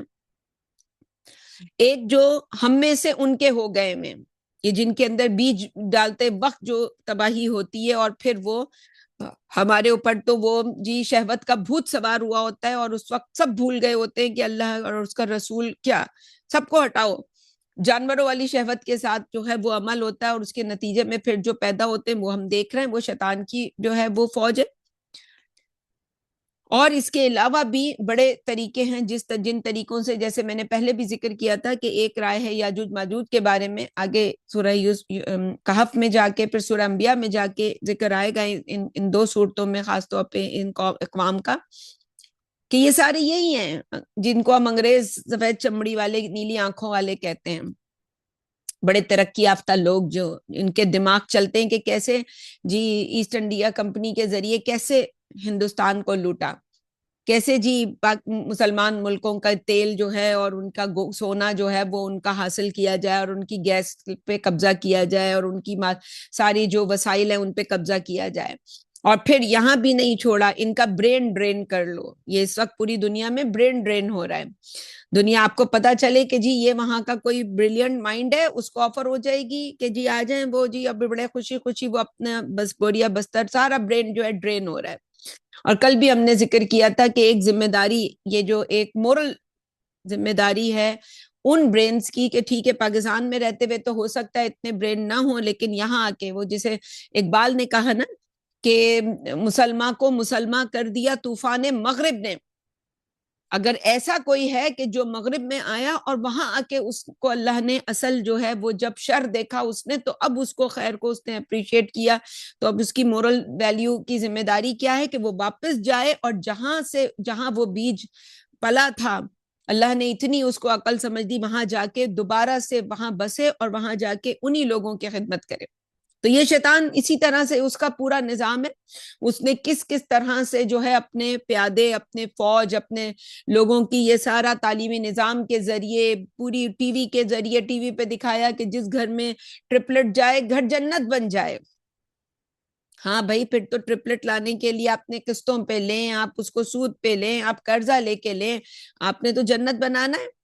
ڈرامے میں دکھا دیا کہ جی ایسی ہوتی ہیں ویکیشنز، وہ فلم میں دیکھ رہے ہیں کہ جی میاں بیوی شادی کر کے ہنی مون بنانے جا رہے ہیں، اب سارے جس کی شادی ہوگی اس نے ہنی مون نہ منایا تو اسے لگے گا میری شادی تو ہو ہی نہیں، یہ تو کوئی میت ہوئی ہے۔ گانے نہ ہوں، وہ پیلے کپڑے نہ پہنے ہوں سب نے، وہ جی اسی پیلے رنگ کے پھول نہ ہوں سب کے، اور پھر ایسی وہ پنڈت کیا کہتے ہیں وہ بیٹھنے کی جگہ ایسی پھولوں سے سجائی ہوئی ہوتی ہے۔ اب تو وہ جو بینکویٹ ہالز میں جو سجاوٹ ہوتی ہے اس کو دیکھ کر ہوائیاں اڑ جاتی ہیں، اور ہم جیسا تو کہنے پہ مجبور ہوتا ہے کہ اللہ اگر شادیاں ایسے ہونی ہیں تو پھر نہ ہی ہو ہمارے بچوں کی۔ تو یہ بے خیلی کا ورجلک، اپنے سوار اور پیادے، وشارکہم فی الاموال والاولاد، اور مال و اولاد میں ان کا شریک بن جا، وعدہم اور ان سے وعدہ کرتا رہ، وما یعدہم الشیطان الا غرورا، اور شیطان تو ان سے جھوٹے وعدے ہی کرتا ہے۔ ان عبادی لیس لک علیہم سلطان، اور سن لو میرے بندوں پر تمہارا کوئی اختیار حاصل نہیں ہوگا، تمہیں کوئی اختیار حاصل نہیں ہوگا۔ جھوٹا وعدہ کیا ہے؟ اس نے جو آپ سے، ہم سے، سب سے جو وعدہ کیا کہ وہ دنیا میں خدا ہے، بس یہی دنیا ہی دنیا ہے، یہاں بس تم بندگی کرو میری اور موجے کرو، اور آخرت میں جو خدا ہے اس کا انکار کرو۔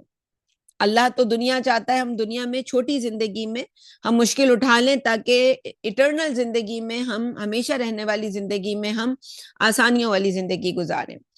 تو وہ جو ہوں گے، ان عبادی لیس لک علیہم سلطان، اور سن لو میرے بندوں پر تمہیں کوئی اختیار حاصل نہیں ہوگا، وکفا بربک وکیلا، اور کام بنانے کے لیے تو تیرا رب ہی کافی ہے۔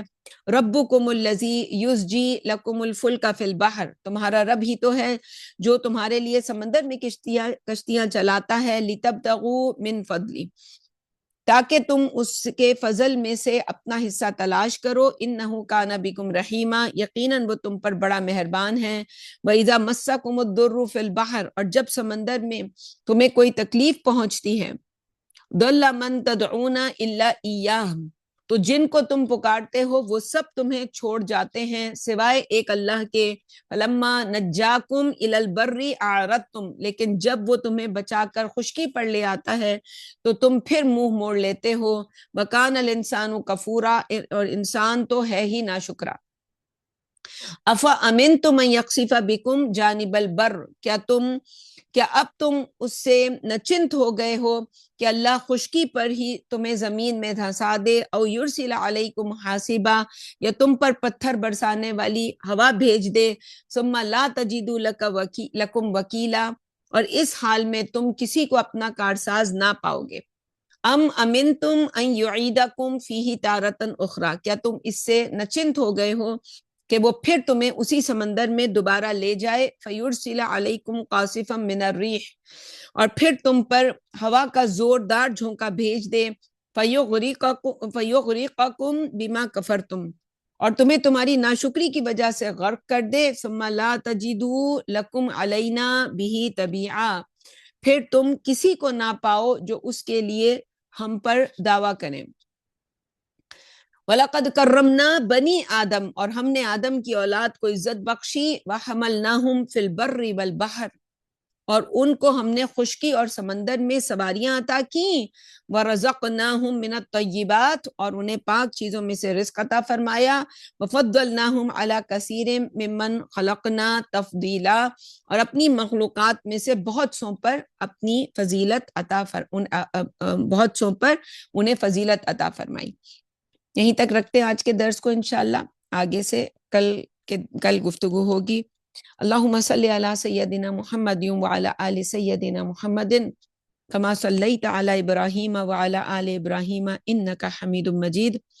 اللہم بارک علی محمد وعلی آل محمد کما بارکت علی ابراہیم وعلی آل ابراہیم انک حمید مجید۔ الحمدللہ الذی ہدانا لہذا وما كنا لنہتدی لولا ان ہدانا اللہ۔ الحمدللہ رب العالمین الرحمن الرحیم مالک یوم الدین، ایاک نعبد و ایاک نستعین، اہدنا الصراط المستقیم صراط الذین انعمت علیہم غیر المغضوب علیہم ولا الضالین آمین۔